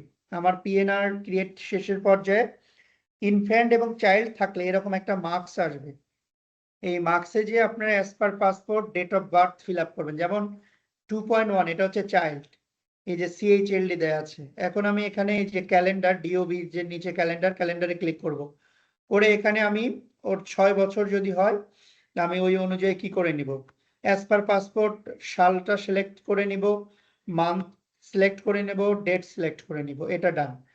এই ইনফ্যান্টের ক্ষেত্রে আপনি দেখেন অনেক সময় যদি 2 জন অ্যাডাল্ট থাকে তাহলে এখান থেকে আপনি যদি মায়ের সাথে ট্যাগ করতে চান মায়ের সিরিয়াল নাম্বার দেবেন, যেহেতু এখানে একজনই অ্যাডাল্ট 1 নম্বরে আছে, তো এখানে আমার আর চেঞ্জ করার প্রয়োজন নাই। এখানে কিন্তু আপনাদের বলে রাখি, ডেট অফ বার্থ দেওয়ার সময় যদি 1.1 দেন, ওর এসএসআর এ সবসময় 1.1 যাবে, অনেই যাবে। মানে আপনি এখানে দিলেন ডেট অফ বার্থের সাথে 1.1 এর সাথে ট্যাগ করে দিলেন 1 নাম্বার যাত্রী, আর এসএসআর দিলেন 2.1, সেক্ষেত্রে কিন্তু টিকিট ইস্যু হবে না। এগুলো মাথায় রাখতে হবে আমাদের। যখন ইনফ্যান্ট থাকবে আমরা সচেতন ভাবে একটু কাজ করার চেষ্টা করবো। দেখেন এখানে আমার date of birth fill up done, all segment, এখানে আমি ক্লিক করব। এরপর হচ্ছে সেন্ড অপশনে যে আমি ক্লিক করব। আমি আবারও রিপিট করি, ডেট অফ বার্থ গুলো আমরা ফিল আপ করবো, অল সেগমেন্টে ক্লিক করব, সেন্ডে যে ক্লিক করব, করে আমরা এখন রিসিভ করে নিব। রিসিভ করব কিভাবে? 6 এর পরে আমার নামের একটা লেটার, ইয়ার, আইয়ার। এখন দেখেন ইনফ্যান্টের ক্ষেত্রে সব সময় মাথায় রাখতে হবে ইনফ্যান্টের যে এসএসআর স্ট্যাটাস, এখানে কি লেখা আছে? এনএন লেখা আছে না? এনএন মানে পেন্ডিং, এইটার উপর টিকিট ইস্যু করা যাবে না। আমি আবারও বলছি, ইনফ্যান্টের স্ট্যাটাস যদি এনএন থাকে, ন্যান্সি ন্যান্সি বা ইউসি, তাহলে টিকিট ইস্যু করা যাবে না, অপেক্ষা করতে হবে। এনএন থাকলে আইআর করবেন বারবার। আইআর করার পরে দেখেন স্ট্যাটাস কে কে হয়ে গেছে, কে কে থাকলে ইউ আর সেফ, মানে কে কে থাকলে কনফার্ম। আর এখানে যদি ইউসি হয় তাহলে এয়ারলাইন্সের সাথে কথা বলবেন, অবশ্যই কথা বলে এয়ারলাইন যদি কে কে করে তবেই টিকিট ইস্যু করবেন। আর যদি কে কে না করে তাহলে টিকিট ইস্যু করা যাবে না। সেক্ষেত্রে হয় হায়ার আরবিডিতে নিতে হবে, মানে হায়ার ক্যাটাগরির ক্লাসে নিতে হবে, অথবা ডেটটা চেঞ্জ করে নিতে হবে। আপনারা কিন্তু দুইটা সেগমেন্টে শিওর থাকবেন। এই যে যেমন ঢাকা সিঙ্গাপুর, এটাতেও কে কে করছে, আবার সিঙ্গাপুর ঢাকা, অনেক সময় হয় একটাতে কে কে আর একটাতে ইউসি, তার মানে ওই সেগমেন্টে আপনার কি করে নিতে হবে, স্ট্যাটাসটা যদি কে কে না হয় টিকিট ইস্যু করা যাবে না। সেক্ষেত্রে হয় ডেট চেঞ্জ করতে হবে, অথবা এয়ারলাইন্সের সাথে কথা বলে রিকোয়েস্ট করে এই স্ট্যাটাসটা কি করে নিতে হবে কে কে।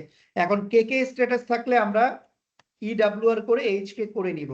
ইডব্লিউআর আমি আবারও রিপিট করতেছি, ইডব্লিউআরটা হচ্ছে আপনাদের যখন কে কে থাকে, আর আর থাকে, এনও থাকে, এই স্ট্যাটাস গুলো যেটা সঠিক ওইটা করে নেওয়ার অটো স্ট্যাটাস হচ্ছে ইডব্লিউআর। কে কে থাকলে ইডব্লিউআর করলে দেখেন এখানে আপনার অটো কি হয়ে যাবে।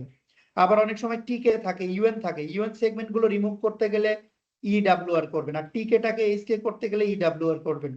আবার নো থাকলে নোটাকে রিমুভ করবেন। যেমন নো কেন হয়, এয়ারলাইন্স ওই আপনাকে স্পেশাল সার্ভিস রিকোয়েস্টে অ্যালাউ করে না, সেক্ষেত্রে আপনাকে কি করতে পারে, নো করে দিতে পারে। এখন আসেন, আমাদের পিএনআর ক্রিয়েশন ডান।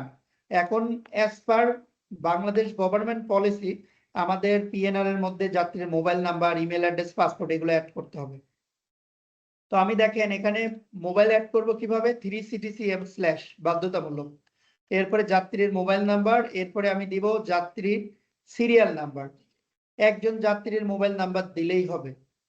আমি আবারও রিপিট করছি, 3CTCM/ বাধ্যতামূলক, এরপরে যাত্রীর মোবাইল নাম্বার, এরপরে মাইনাস যাত্রীর সিরিয়াল নাম্বার, এই যে 1.1 দিয়ে এন্টার দিলাম। এরপরে আমি যদি ইমেল অ্যাড্রেস দিতে চাই, 3CTCE, 3 হচ্ছে ডিউটি কোড, CTC মানে কন্টাক্ট, আর ই ফর ইমেল, আর এম ফর মোবাইল। তো ই ফর ইমেল, এই জন্য আমরা ইমেল অ্যাড্রেস দিব। সবই ঠিক থাকবে, শুধুমাত্র @এর পরিবর্তে // দিব, দিয়ে এন্টার দিব। এরপরে আসেন আমরা পাসপোর্ট অ্যাড করব। পাসপোর্টের ফরম্যাটটা দেখেন 3./p/ বাধ্যতামূলক। এরপরে পাসপোর্টটা হাতে নেবেন, এটা হচ্ছে passport issuing country code, BGD মানে বাংলাদেশ থেকে পাসপোর্ট ইস্যু হয়েছে। তারপরে এটা হচ্ছে পাসপোর্ট নাম্বার, এটা হচ্ছে আপনার ন্যাশনালিটি, BGD বাংলাদেশ, এটা হচ্ছে জন্ম তারিখ যাত্রী, এটা হচ্ছে জেন্ডার ইন্ডিকেটর, এটা হচ্ছে যাত্রীর পাসপোর্টের মেয়াদ উত্তীর্ণ তারিখ, এটা হচ্ছে যাত্রীর লাস্ট নেম / ফার্স্ট নেম। প্রয়োজন পড়ে কপি করে নেবেন। আপনারা যেটা করবেন, টাইটেল ইউজ করবেন না, ডক্সে কখনো টাইটেল ইউজ করবেন না। এতটুকু পর্যন্ত দিয়ে এন্টার দিব। এরপরে আমি বাকি যে চাইল্ড আছে, চাইল্ডের এই যে এজ দেয়া আছে এখানে, কপি করে এখানে বসাবো। অ্যাজ পার পাসপোর্ট দেখে দেখে আমরা এই জিনিসগুলো ফিল আপ করবো সবসময়। এখানে দেখেন আমার 2 নাম্বার যাত্রী হচ্ছে ফিমেল, জেন্ডার ইন্ডিকেটর এখানে আমরা দিব ফিমেল। এক্সপায়ারি ডেট ঠিক থাকুক, ওর নামটা আমরা চেঞ্জ করে দিব। এখানে আমরা তার সিরিয়াল নাম্বার 2.1 করে দিব। আচ্ছা, পাসপোর্টের ফরম্যাট নিয়ে কি আপনাদের কোনো কনফিউশন আছে কারো? না। আচ্ছা, ইনফ্যান্টের পাসপোর্টটা কেয়ারফুলি দেখেন। ইনফ্যান্টের পাসপোর্টের ক্ষেত্রে ভাইয়া আমার যেটা করতে ইনফ্যান্ট নিয়ে একটা কোশ্চেন আছে। হ্যাঁ, আমি ওখানেই বুঝতে পারছি যে কোশ্চেন, ওটা নিয়ে এখন আলোচনা করবো, তাও করেন, সমস্যা নেই, আপনি কোশ্চেন করেন। ফর এক্সাম্পল ইনফ্যান্টের বয়স হলো 23 মাস, যখন তার রিটার্ন ডেটটা যখন হলো যে 23 মাসের উপর 24 মাস ক্রস হয়ে যখন হলো যে 24 মাস 25 মাস অথবা 26 মাস হয়, সেক্ষেত্রে আমরা ফেয়ারটা ক্যালকুলেশন করব কিভাবে? সেটা তখন তো শেষ চাইল্ডে চলে যায়। আপনার হাতে দুইটা অপশন আছে। একটা অপশন হচ্ছে আপনি ওকে, ও যখন ট্রাভেল করবে প্রথম পার্টটা ট্রাভেল করার পরে রিইস্যু করে দিতে পারেন চাইল্ডের বুকিং করে। যেমন আপনি কি করবেন, ধরেন দুইটা অপশন, একটা হচ্ছে আপনি পুরোপুরি তাকে চাইল্ড হিসেবে পাঠিয়ে দিতে পারেন। অনেকে যেটা করে যে ওই আপনার অল্প কিছু টাকার জন্য তাকে আর ওই ঝামেলায় যাইতে চায় না, এই জন্য তারা করে কি ইনফ্যান্ট উইথ সিট নিয়ে তাদের, বা ইনফ্যান্টকে চাইল্ড হিসেবে করে তারা কি করে পিএনআর করে টিকিট ইস্যু করে দেয় বা কোটেশন দিয়ে দেয়। আর একটা অপশন হচ্ছে আপনি ইনফ্যান্টের উপরেই টিকিট ইস্যু হবে, কিন্তু প্রথম পোর্শনটা ইউজ করার পরে ইনফ্যান্টকে স্প্লিট করে নতুন করে একটা পিএনআর করে চাইল্ড বুকিং করে টিসিপি দিয়ে পিএনআরটা অ্যাড করে দেয়, দিয়ে রিইস্যু করে দেয়। সেটাও করতে পারেন, দুইটা অপশন আপনার হাতে আছে। আর ভাড়া দেখতে চাইলে ওই যে কোড যেভাবে ইউজ করে আপনার বুকিং করে কোড দিয়ে আপনার ভাড়াটা দেখে নিতে হবে। আচ্ছা, এখানে খেয়াল করেন, ইনফ্যান্টের ক্ষেত্রে অবশ্যই জেন্ডার ইন্ডিকেটর এমআই অথবা এপাই এটা ইউজ করবেন, মাথায় রাখতে হবে। এইটা যদি না দেন, এয়ারপোর্টে যে দেখবেন যে যাত্রী ইনফ্যান্টের টিকিট বোর্ডিং পাস দিচ্ছে না। হ্যাঁ, আপনার হচ্ছে কি করতেছে না, যে আপনার ইনফ্যান্টের বোর্ডিং পাস দিচ্ছে না কেন, আপনার অনেক সময় এখানে এম দিয়ে রাখেন, তো ইনফ্যান্টের ক্ষেত্রে এমআই দিতে হবে, এটা একটা বিষয়, বা এফআই দিতে হবে, ফিমেল হলে এফআই, মেল হলে এমআই। আর এখানে লাস্টে যে দেখেন এখানে দিবেন হচ্ছে অ্যাডাল্ট, যে অ্যাডাল্টের সাথে ওই যে আপনাদের বলছিলাম না ট্যাগ করে দেওয়া হয়েছে, এই যে এটা, ওই সিরিয়াল নাম্বারটা এখানে দিতে হবে। এই দুইটা জিনিস ইনফ্যান্ট যখন থাকবে কোনো পিএনআর এখন রিসিভ করব, ইনফ্যান্ট যখন থাকবে তখন আপনাকে যেটা করতে হবে, প্রথমে চেক করতে হবে আপনি ইনফ্যান্টের date of birth SSR add করছেন কিনা এটা, সেকেন্ডলি ওর স্ট্যাটাস ওকে আছে কিনা, আর থার্ডলি ডিসপ্লে P3D দিয়ে দেখবেন যে ওর এখানে জেন্ডার ইন্ডিকেটর এবং এই যে যার সাথে ট্যাগিং করছেন ঠিক আছে কিনা। এটা কিভাবে বুঝবেন, যে ওর জন্ম তারিখ যার সাথে অ্যাড করছেন, পাসপোর্টও তার সাথে অ্যাড করেছেন, এই যে দেখেন এই যে আপনি 1.1 এর সাথে ওর জন্ম তারিখটা অ্যাড করে দিয়েছেন, তাহলে ডিসপ্লে P3D দিয়ে দেখেন এই যে এখানে আপনার কিন্তু এই যে 1.1 কোন যাত্রীর সাথে অ্যাড করছেন সেটাও কিন্তু আছে। সো আমার মনে হয় আপনাদের এতটুকু পর্যন্ত কোনো গ্যাপ নাই। আর দুইটা নোট আপনাদের একটু দিয়ে রাখি। একটা নোট হচ্ছে সৌদি এয়ারলাইন্সের ক্ষেত্রে সিটিসিএম এর ফরম্যাটটা একটু ডিফারেন্ট, এটা আপনার একটা স্ক্রিনশট নিয়ে রাখেন বা একটা নোট নিয়ে রাখেন। আমি একটু বের করছি।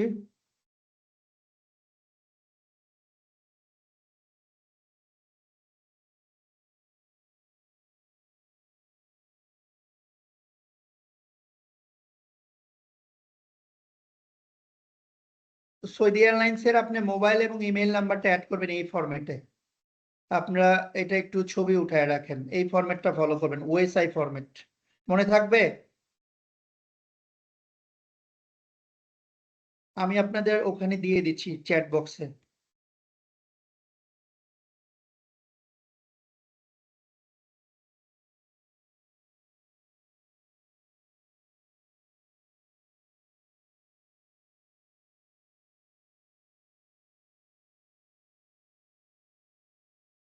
আচ্ছা, আর একটা ব্যাপার আপনাদের একটু বলি, সেটা হচ্ছে টার্কিশ এয়ারলাইন্সে টিকিট ইস্যু করতে গেলে আপনাদের প্রবলেম হচ্ছে, ওখানে আপনারা যাত্রীর mobile number, email address, passport এগুলো দিবেন, পাশাপাশি একটা মিনিট আমি ওই এন্ট্রিটাও আপনাদের দিয়ে দিই।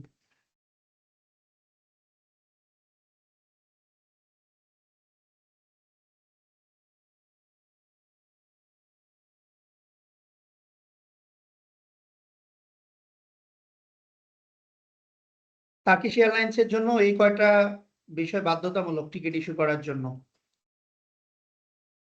এই ফরম্যাটটা ফলো করবেন। ডেট অফ বার্থ ফরম্যাটটা আমি একটু আপনাদের বুঝিয়ে দেই, এটা আপনাদের কনফিউশন থাকতে পারে। একটা হচ্ছে পাসপোর্ট ফরম্যাট যেটা আমরা আলোচনা করলাম, আর ডেট অফ বার্থ ফরম্যাটটা হচ্ছে 3 এর পরে ডক্স, এরপর ডিবি মানে ডেট অফ বার্থ, এরপরে জন্ম তারিখ দিয়ে দিবেন, যাত্রীর জন্ম তারিখ, এরপর জেন্ডার ইন্ডিকেটর দিবেন, এরপরে ওর last name slash first name এটা দিয়ে দিবেন।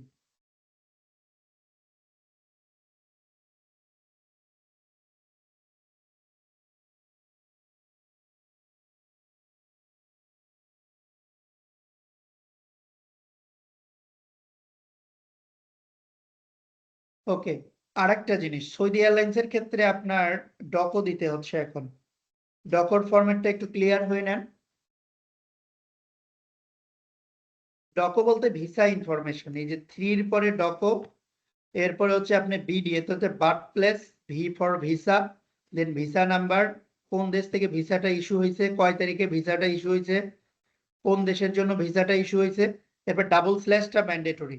এগুলো কিন্তু কান্ট্রি কোড 2 লেটার। যেমন আমরা সিঙ্গাপুরে যাচ্ছি, সিঙ্গাপুরের কান্ট্রি কোড হবে SG, আর এখানে লাস্টের যেটা হচ্ছে ভিসার মেয়াদ উত্তীর্ণ তারিখ। আচ্ছা, আপনাদের ভিসা ইনসার্ট নিয়ে কোনো কনফিউশন আছে? নাই স্যার। গ্রেট। ডকর ফার্স্ট ডেটটা কি হবে? বুঝি না। ডকর ফার্স্ট ডেটটা কি হবে? ফার্স্ট ডেট যেটা বললেন। এটা হচ্ছে যে তারিখে আপনার ভিসাটা ইস্যু হয়েছে এম্বাসি থেকে, ওই ইস্যু ডেট, আর কোন দেশের এম্বাসি থেকে ইস্যু হয়েছে সেই দেশের কান্ট্রি কোড, আর ডাবল স্ল্যাশের পরে লাস্টে যেটা এটা হচ্ছে ওই ভিসার মেয়াদ মানে উত্তীর্ণ তারিখ। আর যদি ইনফ্যান্ট থাকে, ইনফ্যান্ট থাকলে এখানে 2টা স্ল্যাশের মাঝখানে আই হবে, এটা মাথায় রাখেন। ইনফ্যান্টের ক্ষেত্রে 2টা স্ল্যাশের মাঝখানে আই হবে, আর অ্যাডাল্ট এবং চাইল্ডের ক্ষেত্রে ডাবল স্ল্যাশ হবে। মনে থাকবে? জি। আর ডক্স ডিলিট করবেন কিভাবে এটা আমি আপনাদের এন্ট্রিটা দিয়ে দিচ্ছি।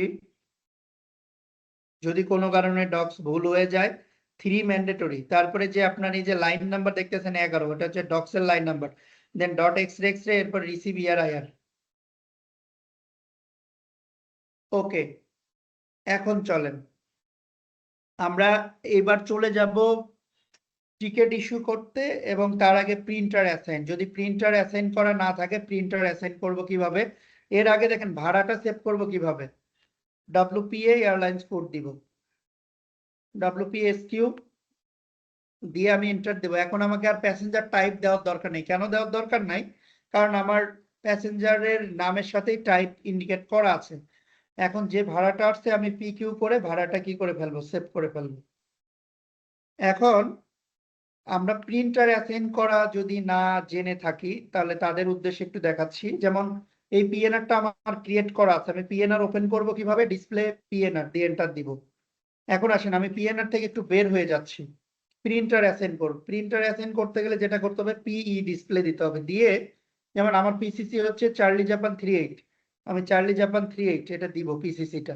আপনাদের যার যে PCC ইটার ইকো ডিসপ্লের পরে এটা দিবেন, দিয়ে এন্টার দিবেন।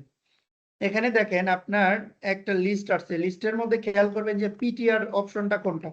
এই PTR এ যে PTR নাম্বারটা কপি করবেন, এরপরে প্রিন্টার অ্যাসাইনের কমান্ড দেওয়া শুরু করবেন, W ডিসপ্লে BD, এটা প্রথম এন্ট্রি। এটা দিলে দেখেন ওকে লেখা আসলে বুঝবেন আপনার টিকিটিং অথরিটি আছে আইডিতে, আর যদি not authorized to issue ticket আসে তাহলে বুঝবেন আপনার ওই আইডিতে টিকিটিং অথরিটি দেওয়া নাই। সেকেন্ড এন্ট্রি হচ্ছে DSIV, এটা সবার জন্য বাধ্যতামূলক। এরপর আপনি যে PTR নাম্বারটা নিয়েছেন, PTR নাম্বারটা দিয়ে এন্টার দিবেন। এরপর PTR স্ল্যাশ, এটাও সবার জন্য বাধ্যতামূলক, সব এজেন্সির জন্য। এরপর লাস্টে যে আপনার এজেন্সির PTR নাম্বারটা দিয়ে এন্টার IR করলেন, আপনার প্রিন্টার অ্যাসাইন ডান। এখন আপনি PNRটা ওপেন করবেন। দেখেন এখানে এখন আমরা টিকিট ইস্যু করব কিভাবে? ডিসপ্লে PQ দিয়ে আগে চেক করে নিব যে আমার কোটেশন কতটা হয়েছে। যেমন PQ1 এখানে অ্যাডাল্টের কোটেশন হয়েছে, আমি চেক করে নেব কত কেজি ব্যাগেজ, 25 কেজি ব্যাগেজ, আসার সময় 25 কেজি, ভাড়া কত সেটাও দেখতে পাচ্ছি। মুভ ডাউন করব, করে আমি 2 নাম্বার কোটেশনে দেখেন এই যে চাইল্ড, আমি দেখতে পাচ্ছি চাইল্ডের কত টাকা লাগবে, ব্যাগেজ কত, মুভ ডাউন। এখন আপনারা বলতে পারেন যে টিকিট ইস্যু করার আগে কোটেশন চেক করার কি দরকার? কারণ আমার টিকিট ইস্যু করতে গেলে তো কোটেশন লাগবে, কোটেশন অনুযায়ী আমাকে কি করতে হবে। আরেকটা বিষয় খেয়াল করবেন, প্রত্যেকটা কোটেশনে এখানে ওকে লেখা আছে কিনা। ওকে থাকলে বুঝবেন এটা গ্রান্টেড প্রাইজিং, SS থাকলে ফেয়ারটা ডিলিট করে আবার নতুন করে auto pricing a fair load করবেন। আর আরেকটা বিষয় দেখেন, আপনি অনেক সময় কনফিউজড হয়ে যান ইনফ্যান্ডের ক্ষেত্রে। ইনফ্যান্ডের ক্ষেত্রে কনফিউজড হওয়ার কিছু না, এখানে এনএস মানে নো সিট, ইনফ্যান্ডের আমরা কোনো সিট লাগে না, এই জন্য স্ট্যাটাসটা থাকে নো সিট লেখা থাকে, এনএস লেখা থাকে। সো এটা ওকে। এখন আপনি টিকিট ইস্যুর এন্ট্রিটা যখন দিবেন, এখানে আপনার কোটেশন নাম্বার দিয়ে ইস্যু করলেই হবে। W cross of Lawrence mandatory, এরপরে পিকিউ 1-3, এটা হচ্ছে কোটেশন 1 থেকে 3, এরপর ক্রস অফ লরেন্স, এরপরে এ মানে এয়ারলাইন্স আর বিজি হচ্ছে এয়ারলাইন্স। এখন আমরা দেখবো কোন এয়ারলাইন্স। এই যে এখানে ভ্যালিডেটিং ক্যারিয়ার হচ্ছে সিঙ্গাপুর এয়ারলাইন্স, এর জন্য এসকিউ দেব। এরপরে FINV-AGT, এটা হচ্ছে form of payment invoice, agent pay করবে। আর ক্রস অফ লরেন্স এর পরে কেপি মানে কমিশন, 7 মানে 7%। আচ্ছা, আপনাদের একটা নোট দিয়ে রাখি, কিছু কিছু এয়ারলাইন্স এখন নেট ফেয়ারে আপনার ফেয়ার ফাইলিং করে রাখছে, তো ওই ক্ষেত্রে KP7 এটা দেওয়ার প্রয়োজন নাই, কারণ আপনি নেট ফেয়ারের উপর কমিশন নেওয়া যায় না। ওইটা আপনারা এই এতটুকু দিয়ে ইস্যু করে দিলেই দেখবেন যে বিএসপি তে আপনার কমিশনের টাকাটা এয়ারলাইন্স অ্যাডজাস্ট করে দিয়েছে। এটা এয়ারলাইন্সের সাথে ক্রস চেক করে নেবেন। এবং ভাড়া যখন আপনি লোড করবেন, এখানেই দেখবেন যে অনেক সময় লেখা থাকে নেট ফেয়ার, তো এখানে কোনো নেট ফেয়ার অপশন লেখা নাই, তো সেই জন্য আমরা এখানে কমিশন দিয়ে টিকিটটা ইস্যু করব। মাঝে মাঝে এয়ারলাইন্স কিছু প্রমোশনাল অফার দেয়, তো সেইটা আপনারা খেয়াল রাখবেন। আর কেপি মানে কমিশন, 7 মানে 7, কিছু এয়ারলাইন্স 2% দেয়, কিছু এয়ারলাইন্স 5% দেয়।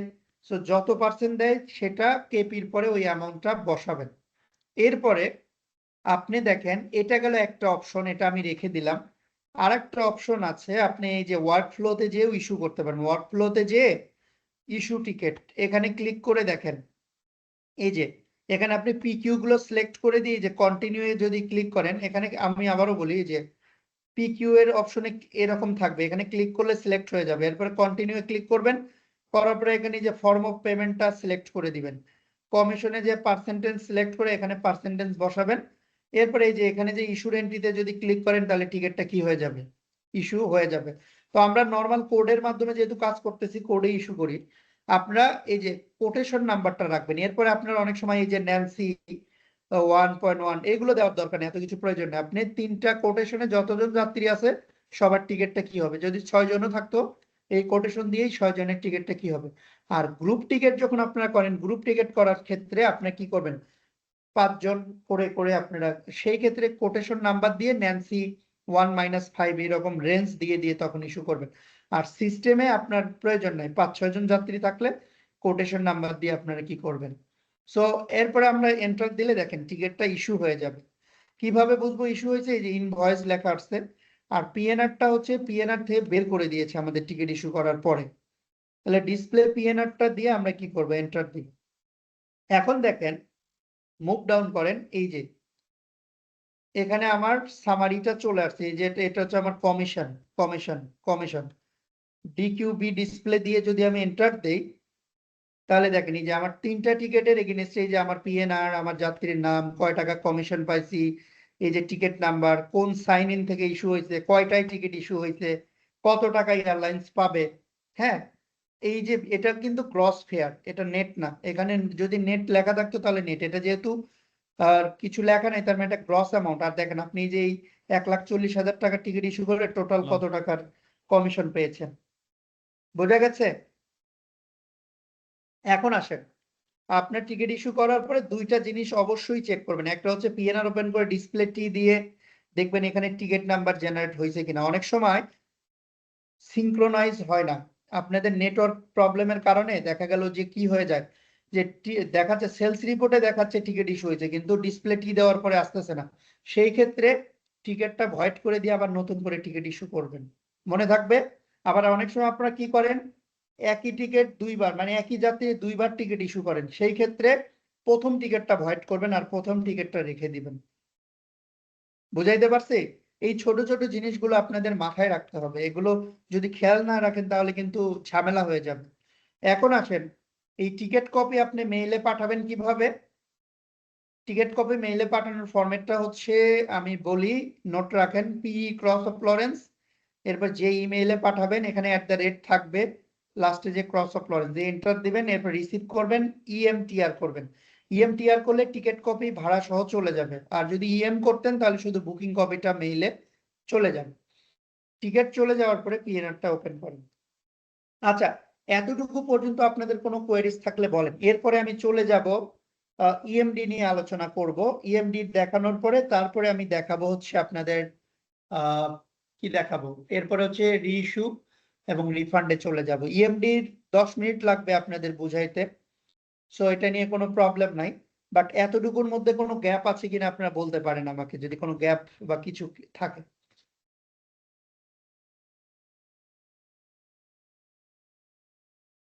আসসালামু আলাইকুম স্যার। হ্যাঁ বলেন, শুনতে পাচ্ছি ভাই। ইউটি ট্যাক্স মাইনাস করার জন্য আমরা কোন এন্টিটি ব্যবহার করব? যেমন ক্যান্সার পেশেন্ট, তারপরে জাতিসংঘের কার্ড হোল্ডারদের জন্য তো ইউটি ট্যাক্স মাইনাস করতে হয়। বলেন। জি, খুব ভালো একটা কোশ্চেন করেছেন। আচ্ছা, হ্যাঁ। ওইটার জন্য এন্ট্রিটা নোট রাখেন, সেটা হচ্ছে WPA SQ দিলেন, ক্রস অফ লরেন্স দিয়ে টি দিবেন, টি মানে ট্যাক্স এক্সাম, এরপর মাইনাস দিয়ে ইউটি ট্যাক্স আর ওয়ানওয়ে ট্যাক্স যদি আপনার কি হয় বাতিল করতে চান, মানে দিবেন না, তখন এটা দিবেন। এটা সাধারণত ডিপ্লোম্যাটিকদের জন্য আপনার ইউটি আর ওয়ানওয়ে বাদ যায়। আর মিটিং অ্যাটেন্ডিং আছে। বুঝতে পারছেন, এই হচ্ছে ঘটনা। এটা দিয়ে এই যে দেখেন, আমরা এখানে এন্টার দিলে চলে আসবে। এই যে দেখেন এখানে আপনার শো করবে ইউটি।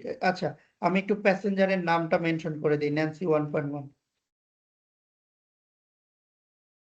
এখানে দেখেন আপনার এই যে অ্যামাউন্টটা দেখাচ্ছে, এই যে খেয়াল করেন এখানে কিন্তু আপনার কত দেখাচ্ছে। এমনিতে নর্মাল যদি আমি এন্ট্রি দেই,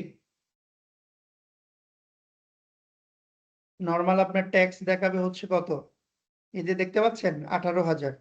আর যখন আমি এই এন্ট্রিটা দিচ্ছি তখন 12,000 দেখাচ্ছে, কিন্তু তার মানে ইউটি ট্যাক্স এবং অনওয়ে ট্যাক্স বাদ গেছে। এখানে আপনার শো করতেছে না, কিন্তু লাইভ আইডিতে কিন্তু OW-র ওখানে এক্সাম লেখা দেখাবে, ইউটির ওখানে এক্সাম লেখা দেখাবে। বুঝাইতে পারছি? আর জি, জি, একটা জিনিস, যেহেতু একটু কমান্ডে দিয়ে দেবেন হ্যাঁ এন্টিটি। কমান্ডটা আমি দিয়ে দিচ্ছি। হ্যাঁ,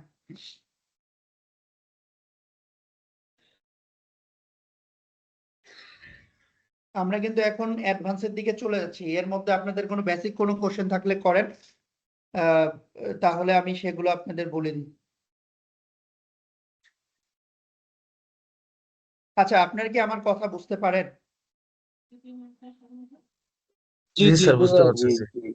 আচ্ছা, কোনো যদি আপনাদের কনফিউশন থাকে, কনফিউশন গুলো আমাকে বলবেন যে এই বিষয়গুলো নিয়ে। আচ্ছা, আমি একটু চ্যাট বক্সে দেখি তো কেউ কোনো কোশ্চেন করেছে কিনা। আচ্ছা, আপনাদের টাইপ করার ও আচ্ছা, একজন কোশ্চেন করেছিল যে ইনফ্যান্টে কে কে কেন। এটা হচ্ছে PNR করার পরে আপনার দুইটা স্ট্যাটাস থাকে, একটা হচ্ছে কে কে, কে মানে কনফার্ম বাই এয়ারলাইন্স, আর ইউসি ডিনাই বাই এয়ারলাইন্স মানে আনএবল টু কনফার্ম। তো কে কে থাকলে আপনি ওই যে বললাম যেটা EWR করে HK করে দিবেন। স্যার দুইটা টিকিট ইস্যু হয়ে গেলে প্রথমটা ভয়েড করে দিব, পরেরটা রাখবো, কেমন? জি জি জি, পরেরটা রাখবেন। আপনি কিন্তু উল্টা করেন, আপনার এখানে নিয়ম হচ্ছে যে একটা টিকিট জেনারেট হয়ে যাওয়ার পরে আর একটা টিকিট যখন কি হয় ইস্যু হয়ে যায়, তার মানে প্রথম টিকিটটা তখন ইনভ্যালিড হয়ে যায় হিসাব অনুযায়ী। বোঝা গেছে? জি স্যার। আচ্ছা, এখন চলেন, এখন আমরা ওখানে চলে যাই। তাহলে এভাবে আমরা দেখতে পারবো। আরেকটা জিনিস আপনাদের শিখাই, এটা আপনাদের জন্য একটা দুর্দান্ত কাজ করবে। আপনারা অনেক সময় ক্লায়েন্টকে বলেন না যে আপনাদের 2% ছেড়ে দিলাম, 3% ছেড়ে দিলাম। আচ্ছা, ওটা ছেড়ে দেওয়ার পরে ভাড়াটা কেমনে আনে, এটা কি আপনারা কখনো চেক করে দেখেছেন কোনো GDS থেকে? না স্যার, দেখিনি। না এই যে এটা শিখে রাখেন, এই এন্ট্রিটা নোট করে রাখেন। যেমন অনেক এজেন্সি আছে 7%ই ছেড়ে দেয়। তো যদি আপনি 7% ছেড়ে দিয়ে, একটা হচ্ছে প্রথমে ভাড়া দেখবেন হচ্ছে নর্মাল এন্ট্রি দিয়ে, এটা দিলেন, দিয়ে আপনার এটা হচ্ছে গ্রস ফেয়ার চলে আসবে।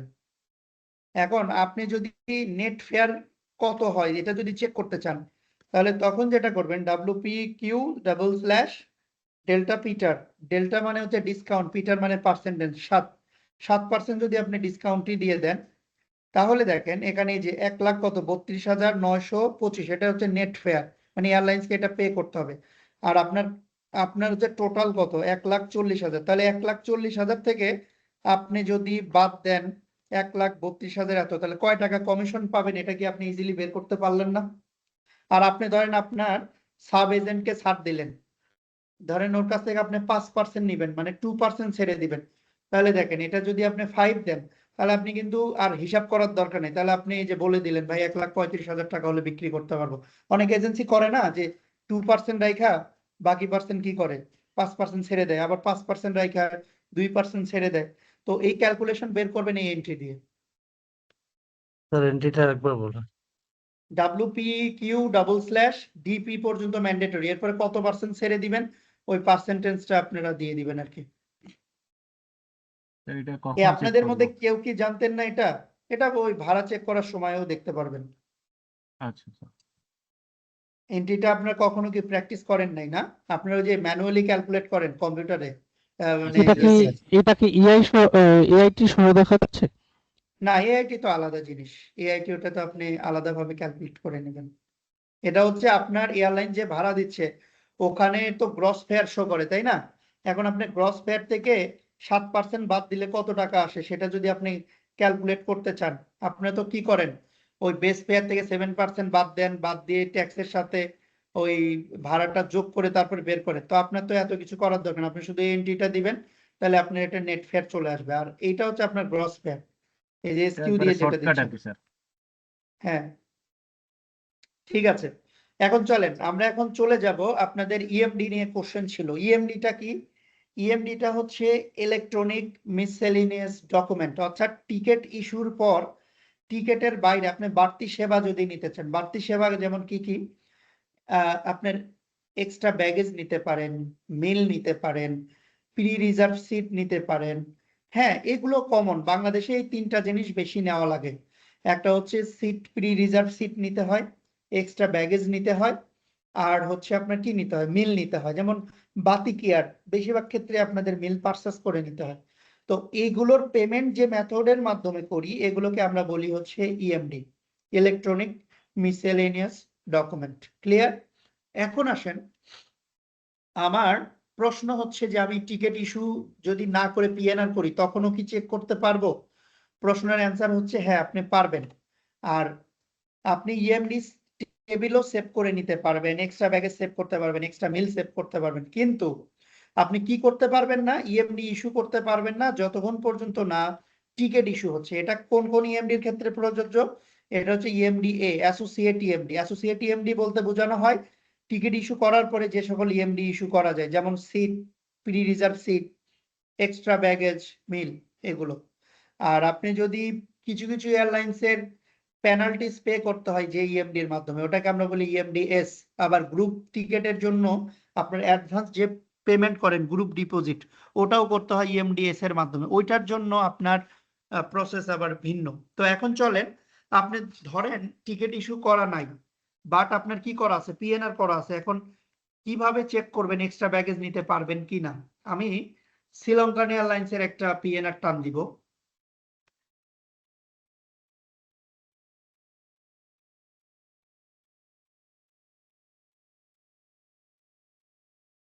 আপনাদের ইএমডি দেখানোর পরে 5 মিনিটের একটা বিরতি দিব আমরা, বা 5-7 মিনিটের বিরতি দিয়ে আবার আমরা হচ্ছে কি করব, আলোচনা করব। কেমন? ইএমডিটা শিখে নেন। এখানে আমরা, এটা শ্রীলঙ্কান এয়ারলাইন্সের ইস্যু করা টিকিট, সমস্যা নেই, ইস্যু করা হোক বা পিএনআর করা হোক, প্যাটার্ন সেম। আপনি WPA UL দিবেন। আমি আবারও বলি, ভাড়া যেভাবে দেখেন, ভাড়া দেখার এন্ট্রিটা দিবেন, দিয়ে এন্টার দিবেন। দেওয়ার পরে এখানে আপনার অপশন টোটাল, যে ভাড়াটা, টোটাল ভাড়ার উপরে একটা ক্লিক করবেন। টোটাল ভাড়ার উপরে ক্লিক করলে এখানে দেখেন আপনার এই যে অপশনটা চলে আসছে, এক্সট্রা যে সার্ভিসগুলো, যেমন এখানে আপনি ট্যাক্স এবং ফেয়ার দেখতে পারবেন, যে টাকায় টিকিট ইস্যু করছেন এই যে এখানে ট্যাক্স দেখাচ্ছে। আচ্ছা, আরেকটা জিনিস খেয়াল করেন, আপনার কিন্তু পার্শিয়াল রিফান্ড করার সময় অনেক সময় যে কিউ চার্জটা ইউজ হয় ওটা কিন্তু দেন না। এই যে দেখেন, এটাতে আপনি দেখতে পাচ্ছেন $2 কিন্তু কিউ চার্জ আছে, এই যে দেখতে পাচ্ছেন, এই যে এখানে টোটাল $4 কিউ চার্জ, যাওয়া আসি মিলায়। তো এখানে আপনার যদি ওয়ান ওয়ে ইউজ হয়ে যায় তাহলে রিফান্ড করার সময় কিন্তু এই কিউ চার্জও দিতে হয়। আপনারা অনেক সময় এই ভুলগুলো করেন, যাই হোক এগুলো রিফান্ডের সময় আলোচনা করব। এখান থেকে আপনি ব্রেকডাউন দেখে নিতে পারবেন, এখানে কত টাকা ট্যাক্স আছে, টোটাল ফেয়ার ক্যালকুলেশন এখান থেকে আপনি দেখে নিতে পারবেন।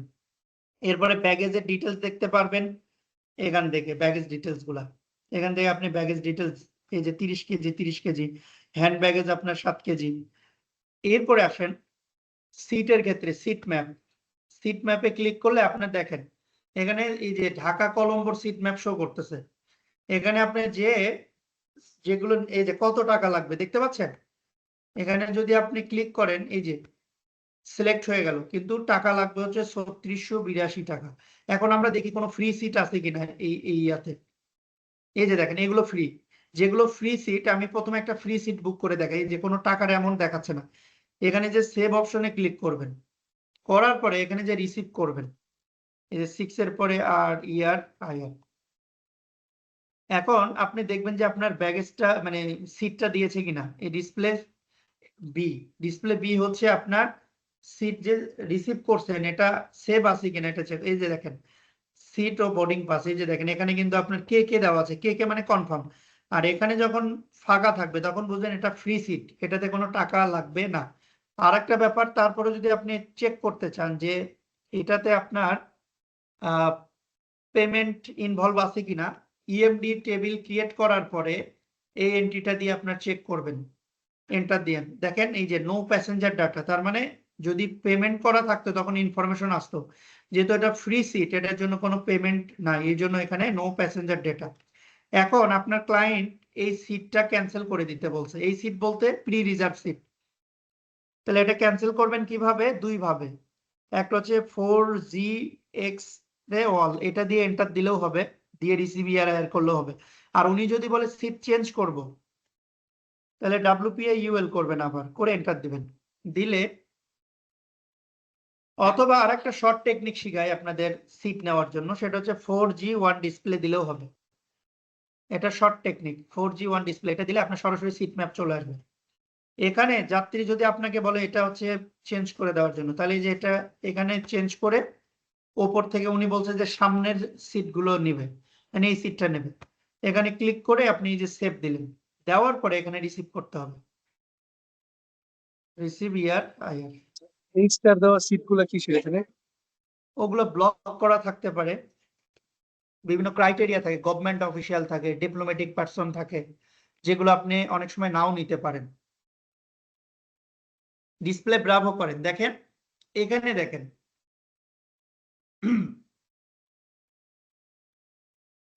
এই যে এখানে পি লেখা আসছে, তার মানে এই সিটটা আপনার পেইড, টাকা দিতে হবে। তাহলে আপনি চেক করেন ইএমডি টেবিলটা, ডিসপ্লে আলফা ইকো সুগার, এই দেখেন এখানে আপনার অ্যানসিলারি সার্ভিস অপশন চলে আসছে। অ্যানসিলারি সার্ভিস এটা প্রি রিজার্ভ সিট অ্যাসাইনমেন্ট। এখানে স্ট্যাটাসটা খেয়াল রাখবেন, এখানে এইচএন থাকলে বুঝবেন এটা রিকোয়েস্টে আসে, এইচএন থাকা অবস্থায় এটা ইস্যু করা যাবে না। তাহলে কি করতে হবে? এটা অপেক্ষা করতে হবে এইচডি না যদি হয় ততক্ষণ পর্যন্ত, আইআর করতে থাকেন 2-3 বার, এরপর আবার এই এন্ট্রিটা দেন। দেখেন এই যে স্ট্যাটাস এখন এইচডি হয়ে গেছে, এইচডি হয়ে গেলে পেমেন্ট রিকোয়ার্ড। এখন আপনি কি করতে পারবেন? ইএমডি ইস্যু করতে পারবেন, যেহেতু টিকিট ইস্যু করা আছে। আর টিকিট ইস্যু করা না থাকলে ইএমডি ইস্যু করতে পারতেন না, সেভ করে রাখতে পারতেন। তাহলে কি করা লাগতো? টিকিট ইস্যু করার পরে এই এন্ট্রিটা দিলে আলাদাভাবে এই যে 3682 টাকা এটা নেবে। যেমন ডাব্লু ক্রস ফ্লোরেন্স ইএমডি, যত ইএমডি ইস্যু করবেন, সিটের জন্য হোক, ব্যাগেজের জন্য হোক, মিলের জন্য হোক, ইএমডি টেবিল ক্রিয়েট করে এটা দিয়ে চেক করবেন কত নাম্বারে আছে। 1 নম্বরে যদি থাকে W cross Florence EMD display এর পরে 1, এই যে এই সংখ্যাটা শুধু চেঞ্জ হবে। 1 নম্বরে থাকলে 1, 2 নম্বরে থাকলে 2, ফর্ম অফ পেমেন্ট এগুলো ঠিক থাকবে। এরপরে এয়ারলাইন্স কোড আপনার চেঞ্জ হবে, এখানে ধরেন শ্রীলঙ্কান এয়ারলাইন্স, তাহলে ইউএল দিতে হবে। এরপর ডিপি, এটা কিন্তু শুধু ওয়ান ওয়ের জন্য হয়েছে, এই যে দেখেন এখানে লেখা আছে এই যে ঢাকা কলম্বো। আর আপনি ধরেন যাওয়া আসা দুইটাই নেবেন, তাহলে আপনার কি করতে হবে?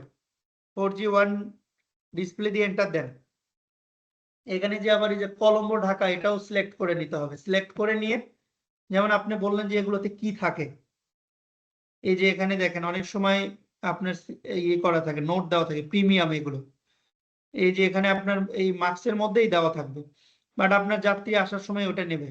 সেভ দিলেন, সেভ দেওয়ার পরে এখানে রিসিভ করে নেবেন,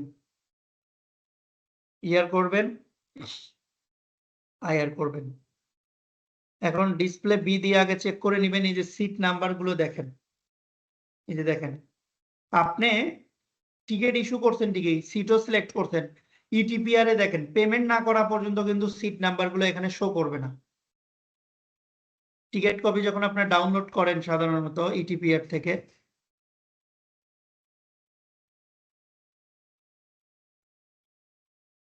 দেখেন এখানে এখানে শো করতেছে, কিন্তু এটা কিন্তু এখনো কনফার্ম না।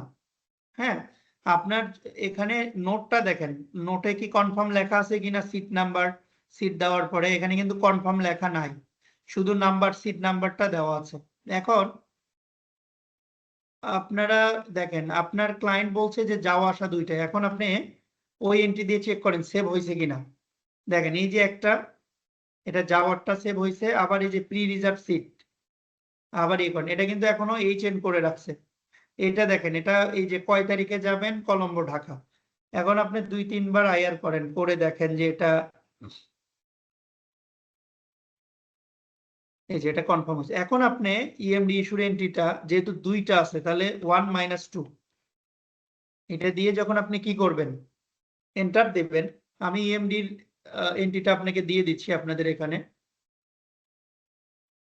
আচ্ছা, একটা মিনিট, আমার কাছে ইএমডি রিলেটেড যে ইনফরমেশন গুলো আছে ওইটাই আমি দিয়ে দিই আপনাদের।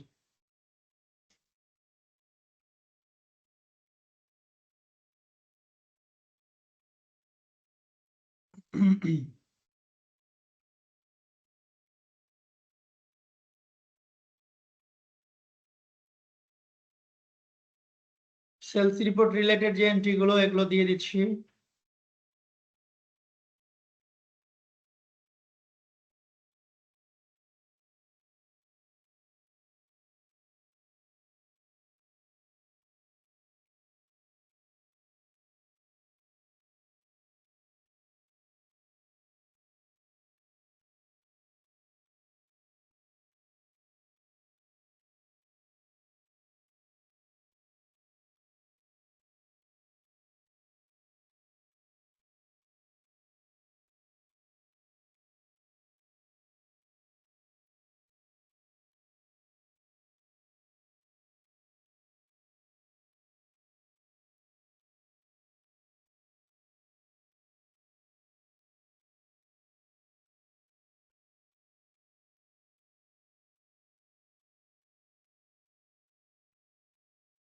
আচ্ছা, দেখেন এই ইএমডিটা ইস্যু হয়ে গেছে আপনার।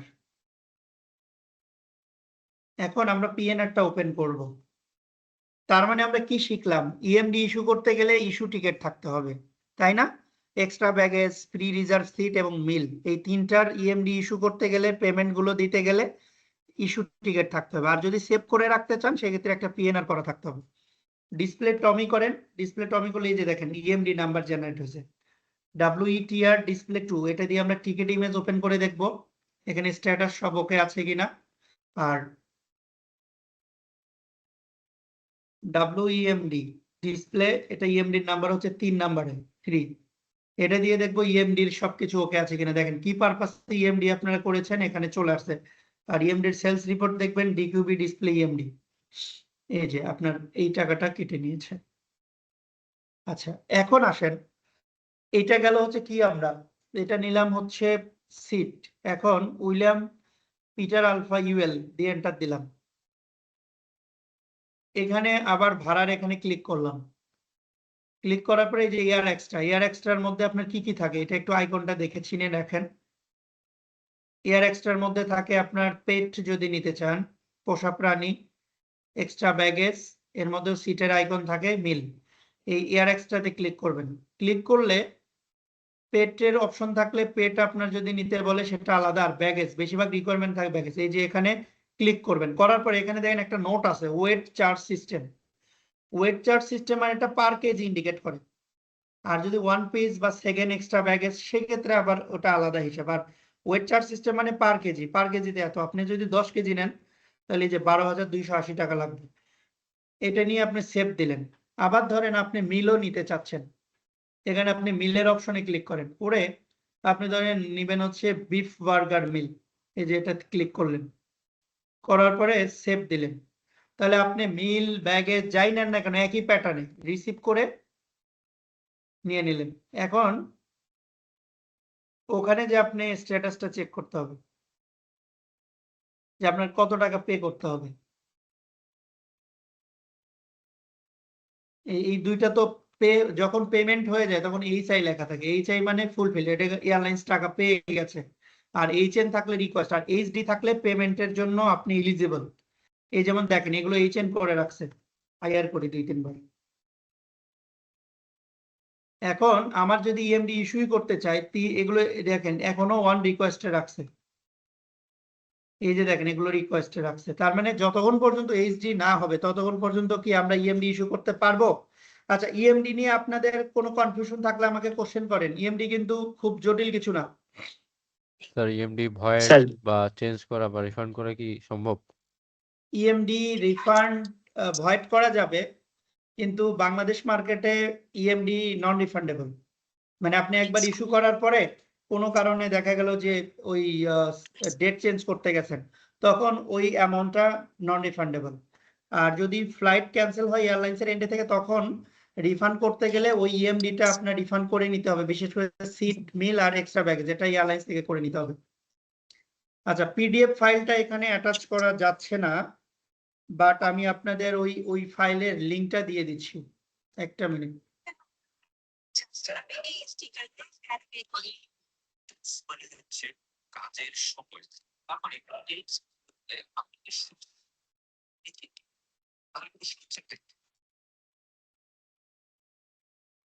আমি আপনাদের এই লিঙ্ক গুলো দিচ্ছি, লিঙ্কে ঢুকলেই পেয়ে যাবেন ওই পিডিএফ গুলো, এখানে লিঙ্ক করা।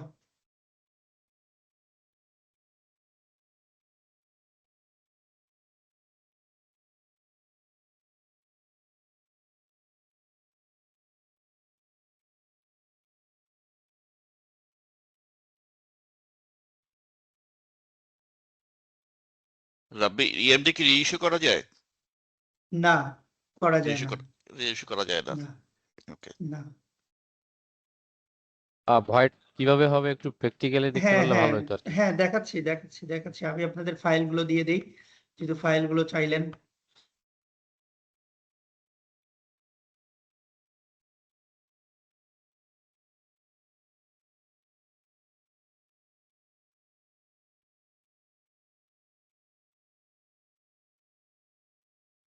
আমি এটাও দিয়ে দিচ্ছি, এটাতে ফুল কোর্সের আউটলাইন দেওয়া আছে। হ্যাঁ, এটাতে ফুল ব্রিফিং দেওয়া আছে, এটাও দিয়ে দিচ্ছি। আচ্ছা চলেন, আপনাদের কোশ্চেন ছিল, হ্যাঁ ইএমডি যেদিন ইস্যু করবেন ওই দিন আপনার ভয়েড করতে পারবেন, ভয়েড করা যাবে। বাট আপনাদের তো আরেকটা বিষয়, যেমন এই যে এগুলো কনফার্ম করে নাই, আর একবার আমি একটু দিয়ে দেখি কনফার্ম করে কিনা। আপনারা বুঝবেন কিভাবে যে ইএমডি করতে পারবেন কি পারবেন না? এই যে রিকোয়েস্টে যখন থাকবে তখন এয়ারলাইন্সের সাথে কথা বলে নিতে হবে। এয়ারলাইন যদি আপনার এটা কি করে দেয়, কনফার্ম করে দেয়, সেই ক্ষেত্রে আপনারা ইএমডি ইস্যু করতে পারবেন। এখন কোনো কারণে ক্লায়েন্ট বলল যে আপনার ব্যাগেজ আর মিল নেবে না, তাহলে আপনি ডিলেট করবেন কিভাবে? এগুলো তো ইস্যুই করি নাই, এগুলো তখন কি করব, অল দিলে সব চলে যাবে। আমি অল দিব না, আমি দিব হচ্ছে 3 নাম্বার এবং 4 নাম্বারটা নিব না, তাহলে 3-4 দিতে হবে,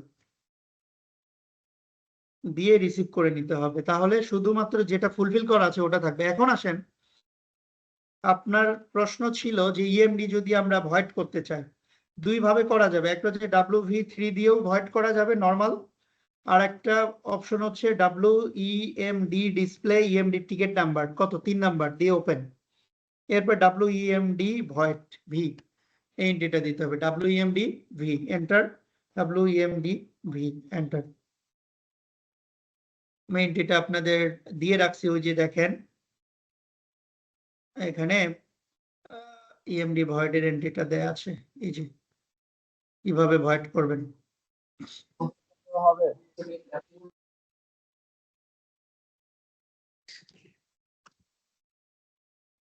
ইএমডি মানেটা কি?